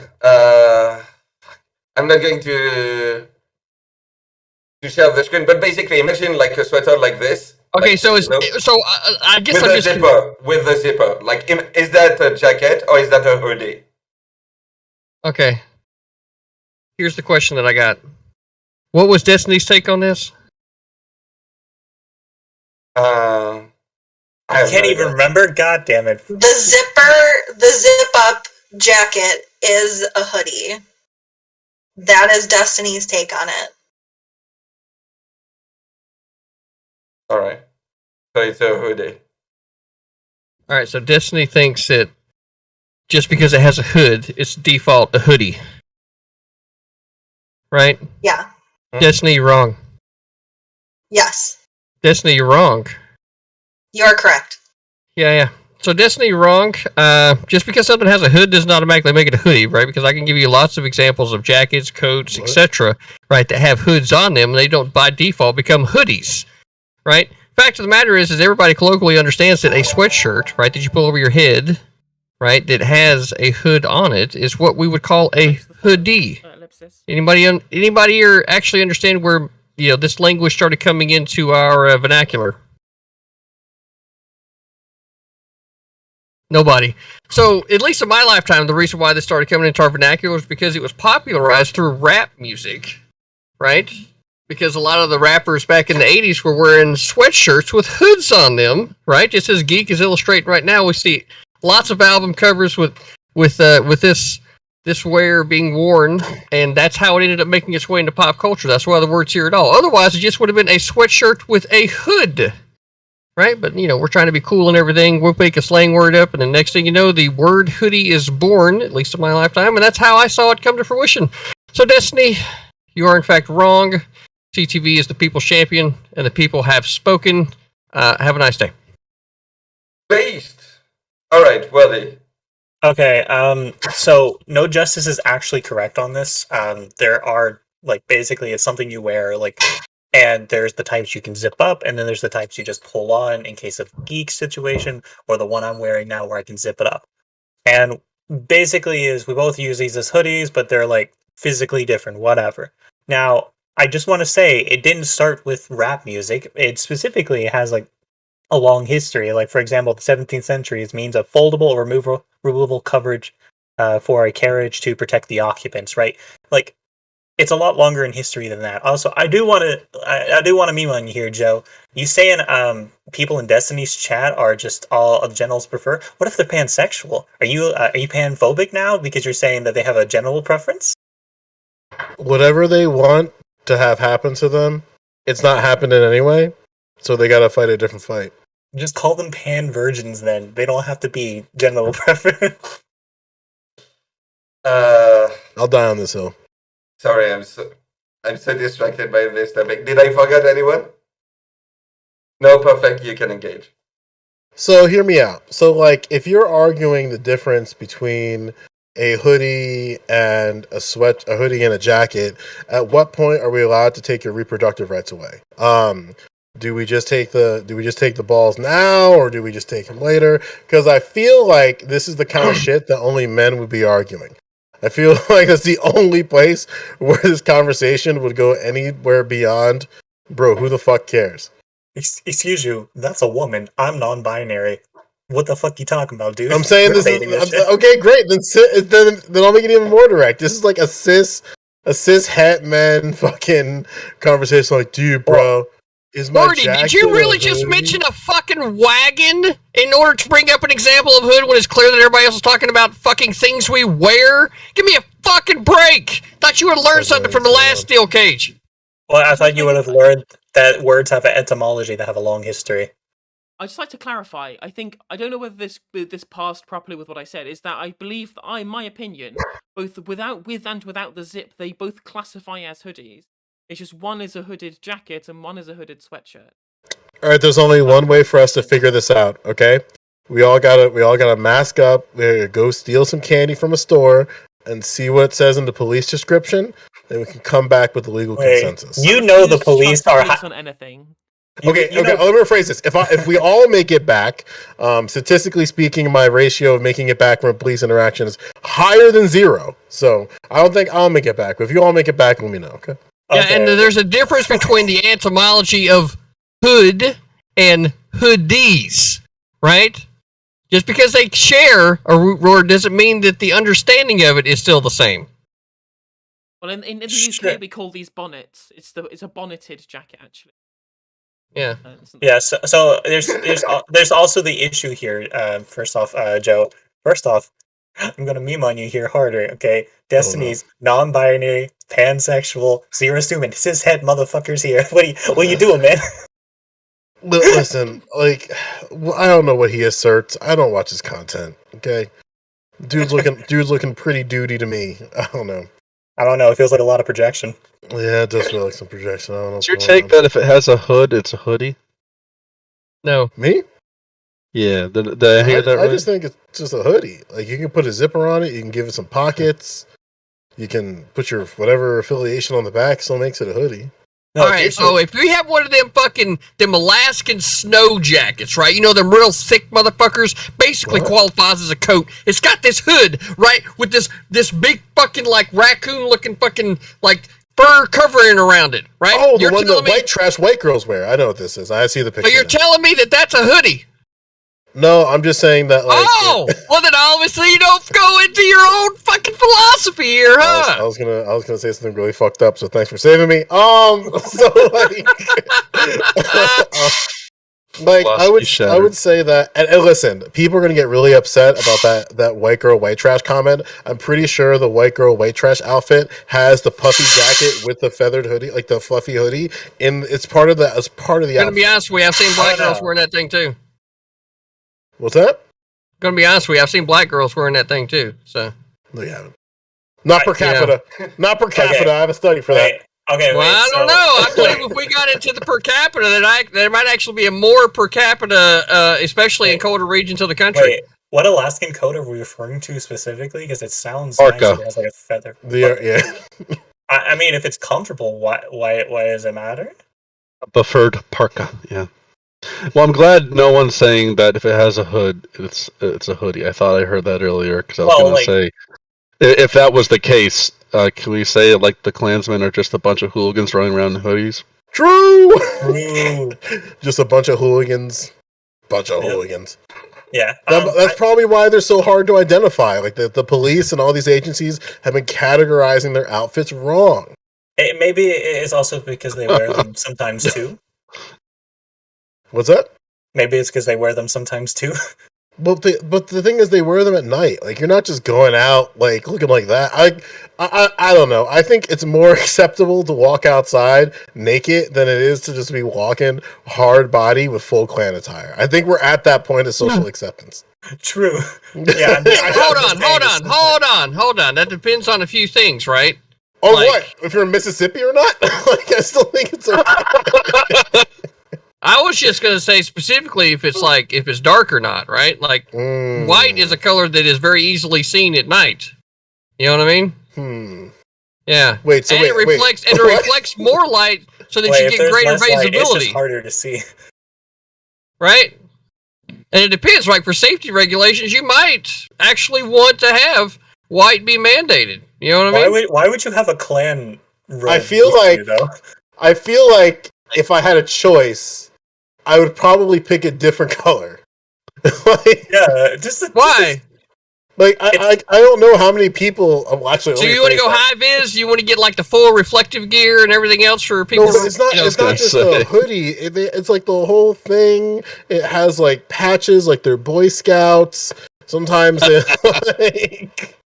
they think a lot about these things, and they have multiple versions of the same thing. Who buys that much? Well, sorry, let's rephrase that. I don't think they're buying this. I don't think they're going to JCPenney just like, hey, can I get that? No, there has to be a Ku Klux Klan catalog. This is a thing, okay? This has to be a thing, because otherwise, how the fuck would they look like that manufactured? Well, Wordy, here's the problem. There, for a lot of reasons, I cannot enter this cool club, but I think you can to see if there's a catalog.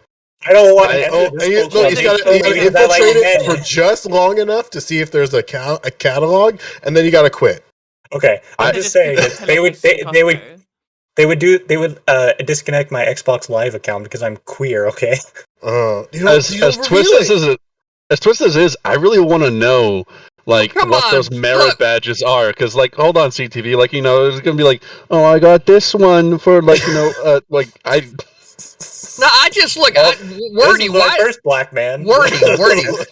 Yeah, but Wordy, why do you think they care about that? I think if Joe, if I'm looking between the two of you, right, and if I've got a buffet, and if I've got a buffet in the place where I'm at, right, I would be more likely to let Wordy in too, because Joe is going to be able to put some stuff down at the buffet. Him and Blue Politics, either one, right? Them boys look like they can eat. You know what I'm saying? What?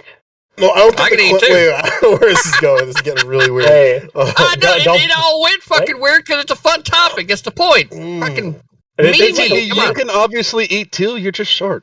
Fucking right. I'm just saying. But apparently in this scenario, I'm the guy running the fucking place. That's how I can spot motherfuckers know how to put it down. I'm just saying we got to figure out there's a catalog for these things. True. Okay, look, I don't even have to do that. Okay, we just get a journalist to go in there for a year and then figure out what happens. Well, who would go in there that long though? That's a lot. Okay. We have people in like a nightmare. We have people infiltrate hate groups all the time. We could do it just to figure out if there's a catalog. Yeah, but I feel like you get outed immediately. You'd be like, yeah, where do I get my clothing? It's like, what? No, you just chill for a while. It'd be like, hey, I'm looking to join and everything, and then you're like, okay, and then they start bringing you in, like, hey, do you hate black people? And you're like, yeah, and then you just do that thing over and over, and then from there, eventually, they're like, hey, you're part of the group now, and then they're like, how do I get the clothes and stuff? And then they'll tell you, like, oh, you go to this catalog. It's called. But what sucks is by the time you get there, they'll probably just I don't know, do some ritual, put some blood on your head with an upside down cross. You're just burning some people, and then it's like, I'm in. Okay, where do I get the outfits? Well, here's the question. Well, here's the real question: is how far are you willing to go to figure out the catalog? I'm willing to go as far as I have to. You can see what it says in there. Hey, Joe. I bet you it says hoodie. Joe, I want to click on any of these. Joe, I want to tell you. Joe, I want to tell you a story. Oh, I was actually invited to one of those groups one time. For real. Yeah, I get in there. I'm talking to everybody. I mean, it was crazy. You just call it Aircraft Sparky's house. It's okay. Got it. So I walk into this place, right? They've got all the paraphernalia up all over the place, and I'm just like, wow, okay, I know where I'm at, right? So I go talk to the guy. And the guy was like, do you hate black people? I said, well, I got a clarifying question ahead of time, and I need you to answer this one honestly. He says, all right. He says, and so I asked him, I said, does this mean that I'm not going to be able to have sex with black girls moving on? He was like, yeah. I said, sorry, bro. Nobody puts fucking restrictions on my penis. Okay, it's all pink in the middle, bro. Yeah. Okay. And I That's all couldn't it do was. it. I couldn't do That's it. all it was. Couldn't do That was it. the deradicalization story. Listen, we went from like hoodie or jacket to like KKK, and now like okay, no. No, I'm You're trying to welcome. figure out like You're welcome. That's all I want to hear. Statement right now. Ending statement right now. I don't care. But yeah, no, for real. On top of that, it's starting to be late. So yeah. I need a Yeah, Tiberius needs to go. So yeah. Thank you everyone for being here. And Tiberius, yeah, you start with the closing outro statement. Yeah. So I don't have a closing statement. This, I think, where this conversation showed why this shouldn't have been a topic. I'm sorry, Geek. I got to punch a little bit on you on that one. Anyway, blame Danabo. Sorry. Damn it. All right, fine. We'll have a chat with him. All right, anyway, without further ado, if you guys like what I had to say, Tiberius D on Twitch and YouTube, help me bust up the YouTube because you can find all my content there, or at least all the good stuff. Twitch is just the live streams where I kind of just interact with people. If you want my analytical stuff, you'll have to hit up the YouTube. But if you're interested, as soon as the Hippy Dippy Sunday show or the Hippy Dippy recruitment is over, the Mascot podcast with Counterpoints, Osiris, and Samantha Banana, featuring myself included, is about to start here at 9 p.m. Eastern Standard, so in about 7 minutes. So, yeah, if you guys are done with this show and you're interested in hopping on by, we'd love to have you. And without further ado, I've been Tiberius D. It's been great to have you, and we'll see you soon. You have a wonderful show. Take care. You know, I was thinking about maybe raiding over there, but now that he's just throwing all that out there, maybe I won't. I don't know. I guess we'll have to see, huh? See you, ZTV. See you, buddy. All right. Joe, go ahead. I'm trying to figure out what a SUV in Wisconsin has to do with anything. But anyway, this was fun. Follow all these other people. I was just here to fuck around and argue about education. But this was always fun. I'm always glad to come in here and chill and kick the shit. Again, like I don't need the help. I think we got to do a better job of supporting other content creators. That way we can kind of like push the mold beyond the Vosh Destiny. Sometimes Xander Hall when he decides to have a good take circle. So with that, don't we might have to argue, Justice. We have to argue. With that being said, that's all. Glad to be here. Hope this was fun. Don't do anything what CTV and I were or Wordy and I are advocating for. Don't go to those clubs. Those are not fun clubs. But yeah, glad to be here. Always happy to have you on board, Joe. Wordy. I'm white, but I'm still not going to those places, okay?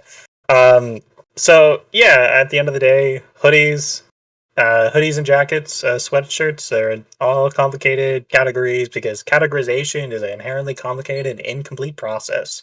Other than that, thanks for tuning in. I'm a libertarian socialist and prim in my brain and calm in my heart. I want to improve people's lives. I want to look at systems, institutions, and how they affect each other and like how they play off of each other. Like basically improve the material conditions more than anything. I talk politics. I talk philosophy. I get yelled at for not activating my Windows in my own computer. So yeah, I'll never activate my Windows. Fuck you, Neo. I love you, but fuck you. All right. No justice. Just for the record, I'd like to say I love black people. I want to make that clear. Everyone understands. And with regards to that, I stand by my point before. Jackets you put on, it opens at the front, you put it on one arm after the other. If it's a sweater, it goes over the top of your head. Simple, nice and simple. My channel's called No Justice. You can find me at No Justice MTG on all of the socials. Twitter, you can find my link tree from there and just follow everything if you'd like to. I stream on 7 p.m. GMT, which is 2 p.m. EST. Most days when I'm not really ill, talk about UK politics, news, trans stuff, sometimes US stuff, sometimes Twitch drama, etc., etc. Always open to any debates. If anyone wants to continue this education conversation at a later time, absolutely happy to do so. Have a look at the difference between like UK education, US education. Try and have a look at that. Would be interesting. And also my disagreement there, Joe, was with the frequency of Zan's good takes, which are a lot of few and far between. As much as he's a lovely guy, I do feel like the good takes are on the rare end of the scale. Look, he kicked Sean last ass, and that's what fucking matters, okay? He really didn't, though. He didn't even understand the studies that he was supposed to be quoting.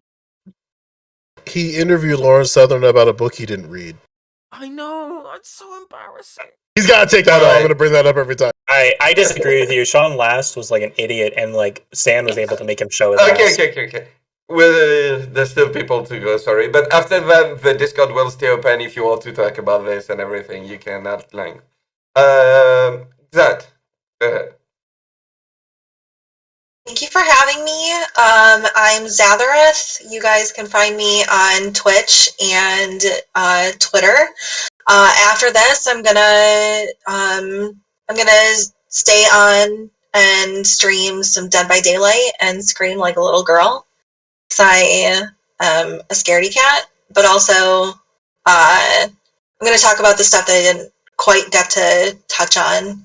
I loved the panel. Thank you guys so much for the great conversation. Yeah, thanks. Yeah, happy to have you on board. Probably Tim. Yeah, thanks for being on. It's been mostly fun. You can find me on twitch.tv/bluepolitics. Proudly ranked 69 on the political Twitch streams. It's just a front, though, to recruit people to our server, discord.gg/bluepolitics. We're just trying to promote civil dialogue, so we go there, check it out. It's one of the biggest political Discord servers. And only last thing I'd add is, Geek, you should have expected this. I think the flow from talking about hoods to the clan is pretty seamless. I know. I'm too terminally European for that, you know.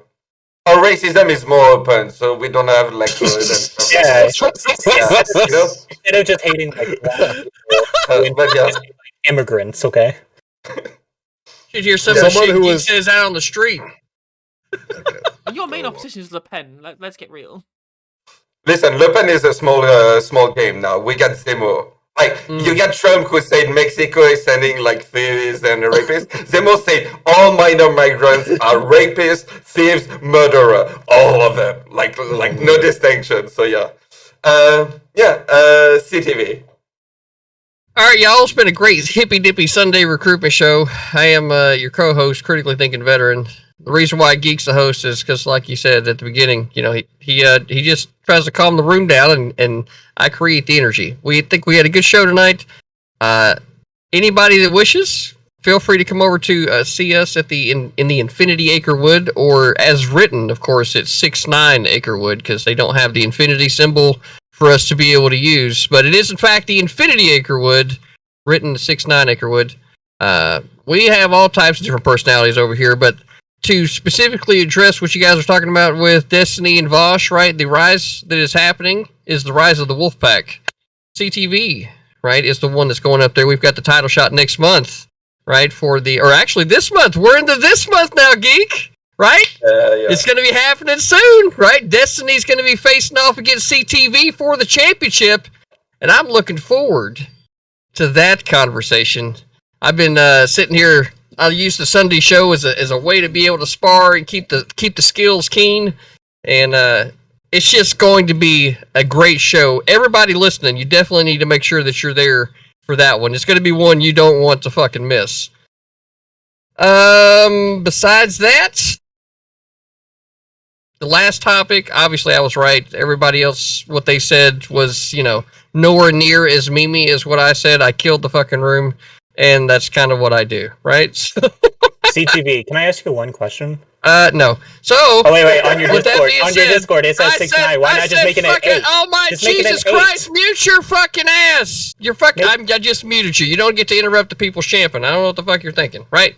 That being said, want to thank everybody for being here tonight. Geek, I want to thank you for hosting yet another great show, and I will give Joe the best analogy tonight with the disconnection of the Xbox. I like that one. Once he said it, it picked up, it carried on. Great fucking meme.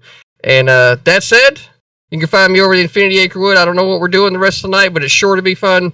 And until I see y'all again, CTV out. Alright, well, Take All it. right. Yeah, I don't With know why that, he doesn't just make it an 8. That's an infinity symbol already. I don't know. You don't have to ask him. Yeah. Anyways, take But yeah, care. anyway, thank you everyone for being here tonight. Xanderhal You have a good discourse. We one. need more Xanderhal discourse before you go. Clearly. What? We clearly I'm should going to continue say the I'll good see you guys Xanderhal. later. Thank you Okay. You again. have a good one. Look, I don't know. Zan deals with a lot of issues, but he's like failed enough debates at this point that it feels like he has like an incentive to learn more than anything. That's true, but maybe he. But the problem is that I'm just kind of bored of cis people who haven't properly gotten involved with the topics regarding trans issues enough. Then going on and opining about it as if they're somehow an authority. Like, why are we not? Why isn't like goddammit Malcolm doing these? Why is someone like Hans of Harkia, for example, speaking to other cis people about trans issues, and the cis person he speaks to gets it completely wrong, So and then he I refuses to don't speak to people like Malcolm or. I don't think the issue is that them talking. It's more of when we exclude the people who are affected by those topics. That's the issue, right? Is like Xander Hall debating Sean Last and kicking him out of the water was a fucking good thing. Like fuck Sean Last. He was an absolute dishonest fuck. Okay, I like mean, of course, we, absolutely was, and Sean Last was rubbish as well. But I didn't think Sanderhall did very well in the debate either. I think he did pretty good. I wasn't particularly Yeah. impressed, but Well, considering he was able to like cut off like Sean Last like preemptive topics every single time, and Sean Last has to like divert to another talking point, like I think he did pretty good. that's fair.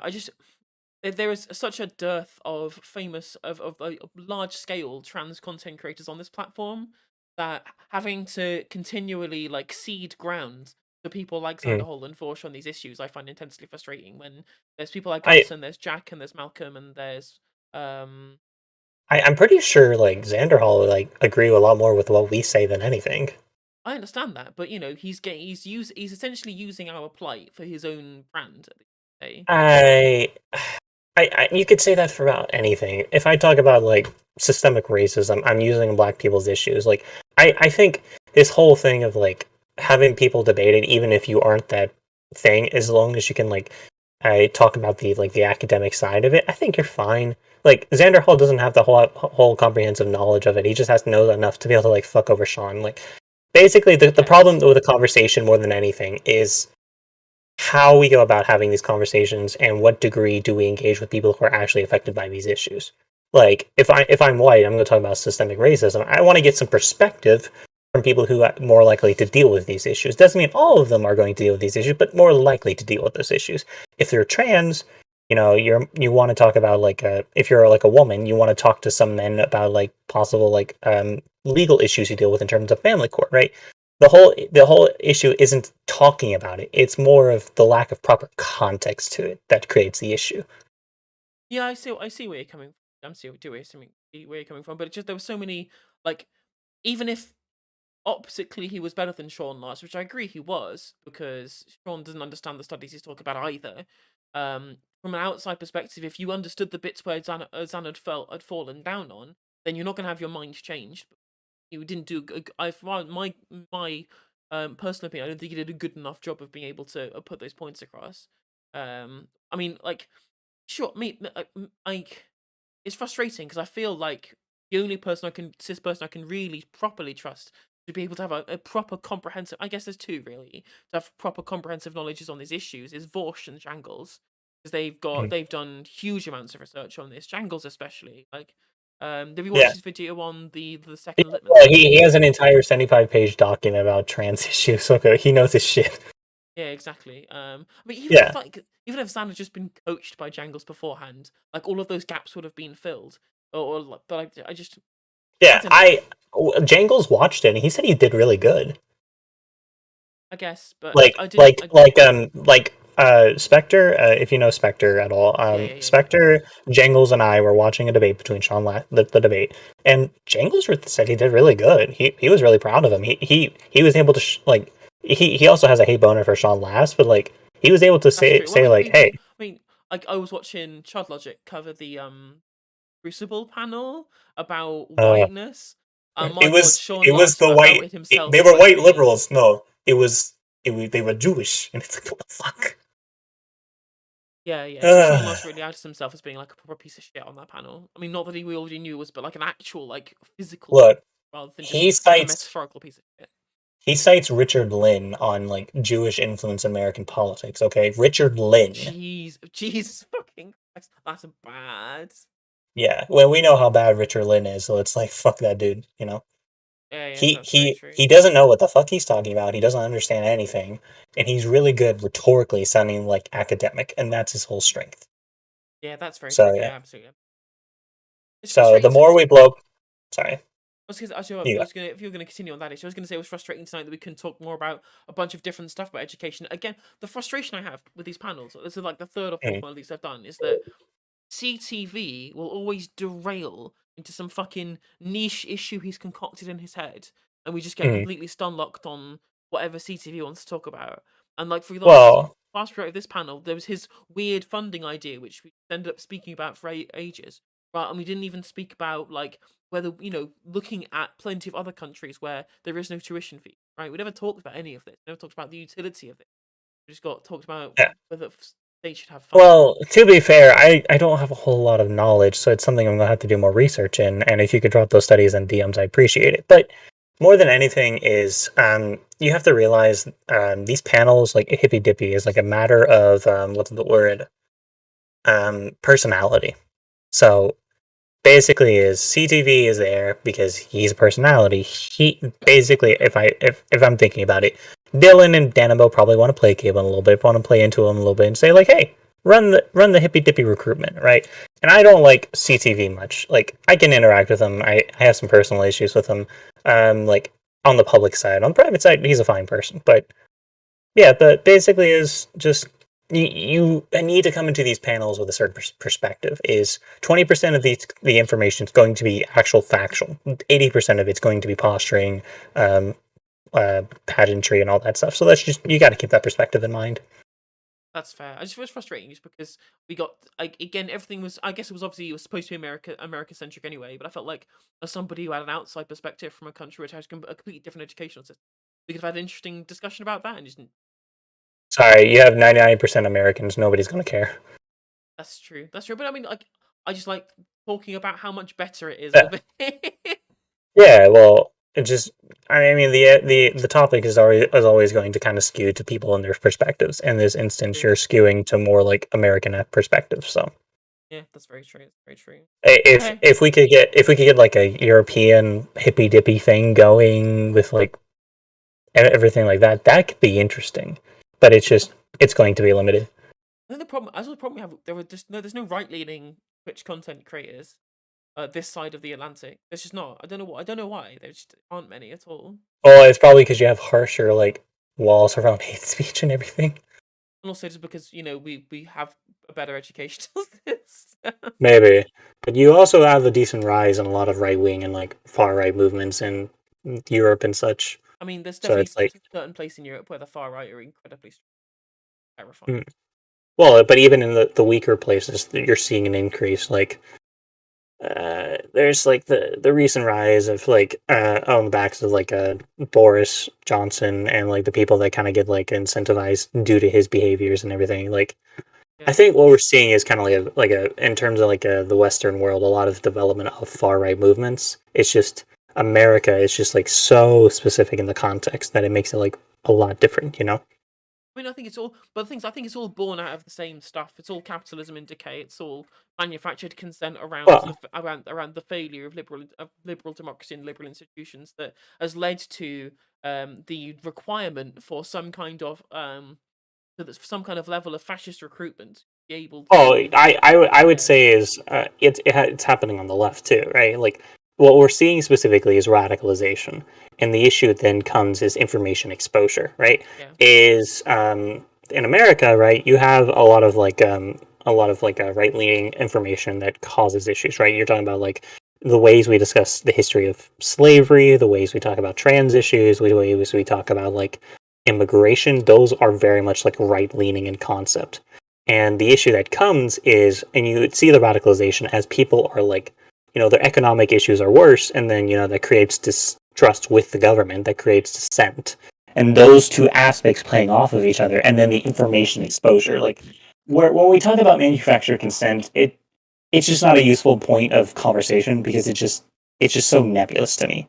And what's more useful is determine how people are economically being driven to this, right? You talk about like educate media and like how we like reinforce certain behaviors in them because of that. When the economics get worse, those two like systems play off of each other, right? Is if you have a very dramatic media, you have a very like reactionary media to some extent, you add the economic issues like, oh, my job's getting worse, the economy, I can't pay for as much, I can't consume as much materials. And then from there you have media outlets like Fox News that says, oh, the immigrants are coming into your country. Oh, Biden's causing massive inflation in terms of spending. And we see what happens is you can kind of get driven towards those right movements. Like if you look at CRT in terms of James Lindsay, Christopher Rufo, is people like in terms of looking at education, right? People are like concerned about education, frustrated about education because there's a lot of problems with it. But then you get the media responses of like, oh, they're teaching CRT to our kids in schools, and then they're like, what does that mean? And then you go to the education boards, and for the first time, you're interfacing with how it actually works. And then you're like, oh, this is a conspiracy. This is a scam. They're trying to keep us from our kids and everything. And then it's like you see what happens in response is the governor elections and such. So that's why. But this is why I talk about things like manufactured consent in this instance, because these narratives that are driven are narratives that are specifically driven to point people away from criticisms of capitalism itself, right? Like things like, for example, there's a big rise in the moment. I don't know whether it's happening in the US, but it's definitely happening in the UK. Well, obviously, but in both countries, the housing market's completely fucked. It's absolutely fucked Mhm. beyond belief. And there's been an explosion of stories within the press about millennial homeowners and how they manage to become homeowners, and then it's just like, oh, these magical saving tips where it's pushing people away from the criticism of the market itself towards individual failings, right? And saying, well, this person scrimped and saved to become a homeowner. Forget about the fact they lived at home and managed to get borrow a substantial amount from their parents, right? They're trying to push these failings onto you, and then Well, this is the issue for me in terms of manufactured consent is I'm primarily going to look through systems as a product of behavior. It doesn't require intent. These things will occur regardless of the intent. We can say how like different groups of people or different like individuals are going to exacerbate those issues, right? Like if you're talking about like Fox News, if you're talking about Sean Hannity, if you're talking about like I don't know any right wing people in like media coverage in terms of like Europe or the UK, Daily but Mail, like probably. yeah, so like this is the frustration for me is when we talk about manufacturer consent, we kind of create this narrative that it is all encompassing, that they're all like kind of organizing to do this. And I think it's a little more complicated than that. I think people are working to maximize their things, but they don't necessarily like have a perspective on what the consequences are. They're just trying to do what they want and trying to get what they can out of it, right? Is if you're a media company, you're trying to increase your viewership, you're trying to increase your subscriber base, and that what you do is get people like engaged more, you get more drama, you get more reactionary tendencies, and that's the whole aspect is people are really short-sighted, so it's really hard to kind of say in that perspective if they're trying to like draw criticisms away from capitalism. Like that is like a harder narrative to say instead of just talking about how these issues can kind of formulate together and then create the outcomes. I guess I think it's just it all intermingles into itself, right? It all kind of coalesces eventually. And then actually, I think you're right in that it's a lot of it is subconscious in the way that it comes out because that's the way the system is set up, right? So for example, in the UK, saw an incredibly huge media demonization of somebody like Jeremy Corbyn in the same way these demonization does, because at the end of the day, all these media corporations don't want to give up shares to them, which they knew would happen if either of these people came into power. So It's just it's more complicated than just ascribing intent to systems, and where I you may I where actually I think it's very obvious in these specific cases that there was clear intent, right? They yeah, had but a specific person that they needed to smear for their bottom line. Again, sure. I understand that the system is part of that, where essentially these companies they have a fiduciary responsibility to drive profit for their shareholders. So regardless of whether they think that it's good or just or moral, if they don't do it, then they're not performing that responsibility as part of as the company that they own or that they are a part of. They don't engage in this Well, behavior. yeah. So like, here's how it's going. How I think it's going to be is like generally you have the system functioning, right? You have people who are engaged with the drama. You have people reacting and like consuming and engaging. But then there are specific moments which are have individuals acting, right? Is if you have like Andrew Cuomo who's like having sexual harassment allegations. For the most part, like the CNN's going to be functionary or whatever. But then you have like individuals acting in a kind of way, trying to drive media towards like viewing like Chris Cuomo driving his brother in a better light. And that's where it happens is for the most part, the system's going to be functioning and it's going to be going into a different, going towards a certain direction because of how it's been built up historically. But then individuals kind of determine where the direction turns. And you have enough Sure. and so that's where I'm generally going to put my perspective more than anything is analyze the systems first and then analyze intent within the system in order to determine the direction that the system is going. Yeah, yeah. I think that's a really good way of putting it. A really good way of analyzing it. Yeah. For There's sure, a there's a good way of analyzing as I like an anarchist is there's a book called American National Security where basically kind of helps form like the analysis for myself is we have like the information gathering, we have the information analysis, and then we have kind of the people who make decisions, right? Is you're going to be in like a media company. You're going to have people who are like watching the response. You're going to be looking at the polls. You're going to be looking at like the click rates and everything. But then you're going to have the people who are going to convey the information, and then you're going to have the people who make those decisions. And it's the systems are a lot more complicated than just like working in tandem. You know. For sure. I absolutely, 100%. Yeah. At the end of the day, it sucks, and so we just have to deal with it. Yeah, for sure. Yeah. It also matters rhetorically how we phrase it too. Like when we say manufactured consent, nobody knows what the fuck we're saying. I mean, that is true. But the problem is, I think you find that when you try and talk to liberals about systems in general, they just kind of their mind glazes over. Whereas if you put it in individual terms and you say, well, this owner of this newspaper wants to make sure that he gets as much money as possible to be able to deliver to his shareholders. If that means publishing lie smears about somebody a politician that's going to affect that for the greater good of the rest of the populace, then they're going to do that, right? Then you're still technically talking about the system, right? You're still technically talking about the fiduciary responsibility. You're talking about the way in which incentive structures put people into committing certain actions, right? But if a liberal is looking at the situation, they're going to go, well, that person's going to do that, right?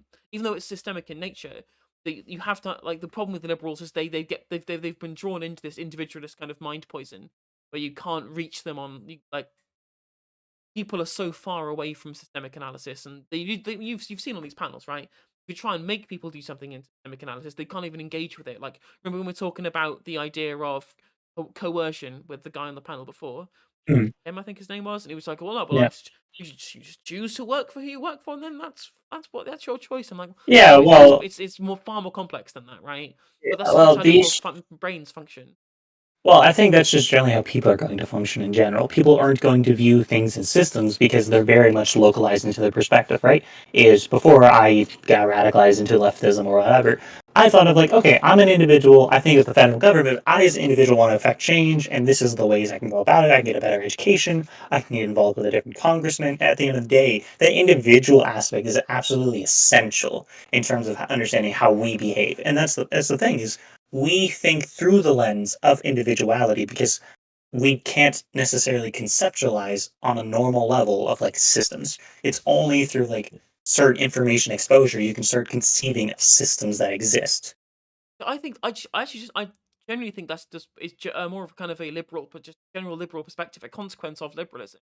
For example, in a kind of pre-Enlightenment era, things were kind of thought about more systemically in general, mostly through kind of collective belief in religion or a higher power, which was the basis of a lot of kind of at least Western Christian society, for example, where in the kind of a pre-Enlightenment era, things were less individualistic. There were people less thought about the way in which their own individual impacts were on society, and I think we've had a long time in which I mean, obviously, I'm not saying that it's that people didn't think in that way, but I think it's it's unique to a society under liberal capitalism in which things are so fiercely individualistic in the way people think about it. People are so completely abstracted from thinking about things in terms of systems within that regard.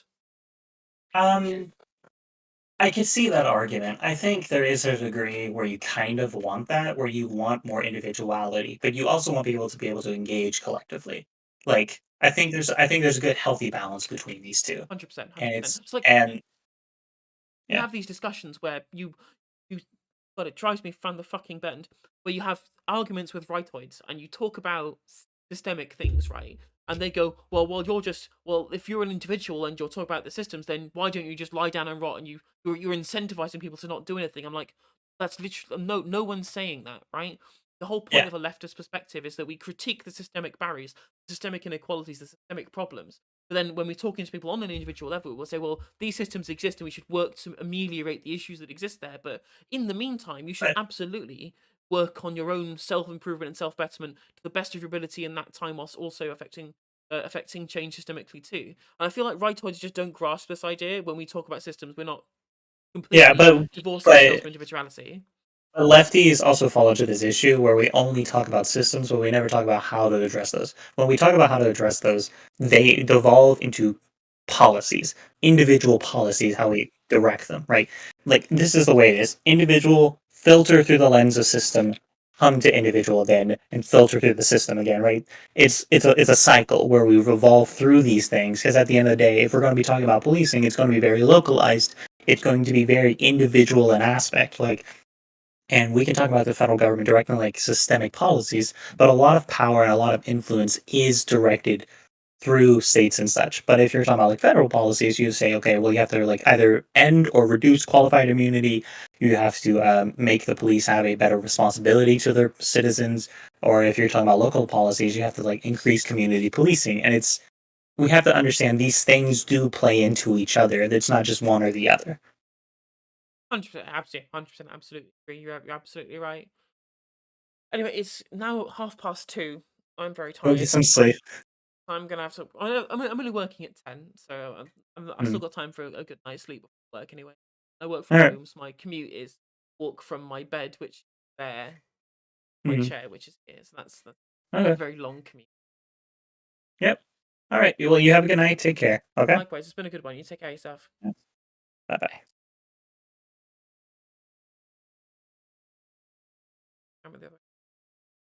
But yeah, if you are enjoying this, if you came into the stream, I know if you follow there, I appreciate it. I'm gonna clock off the moment, and I've only got one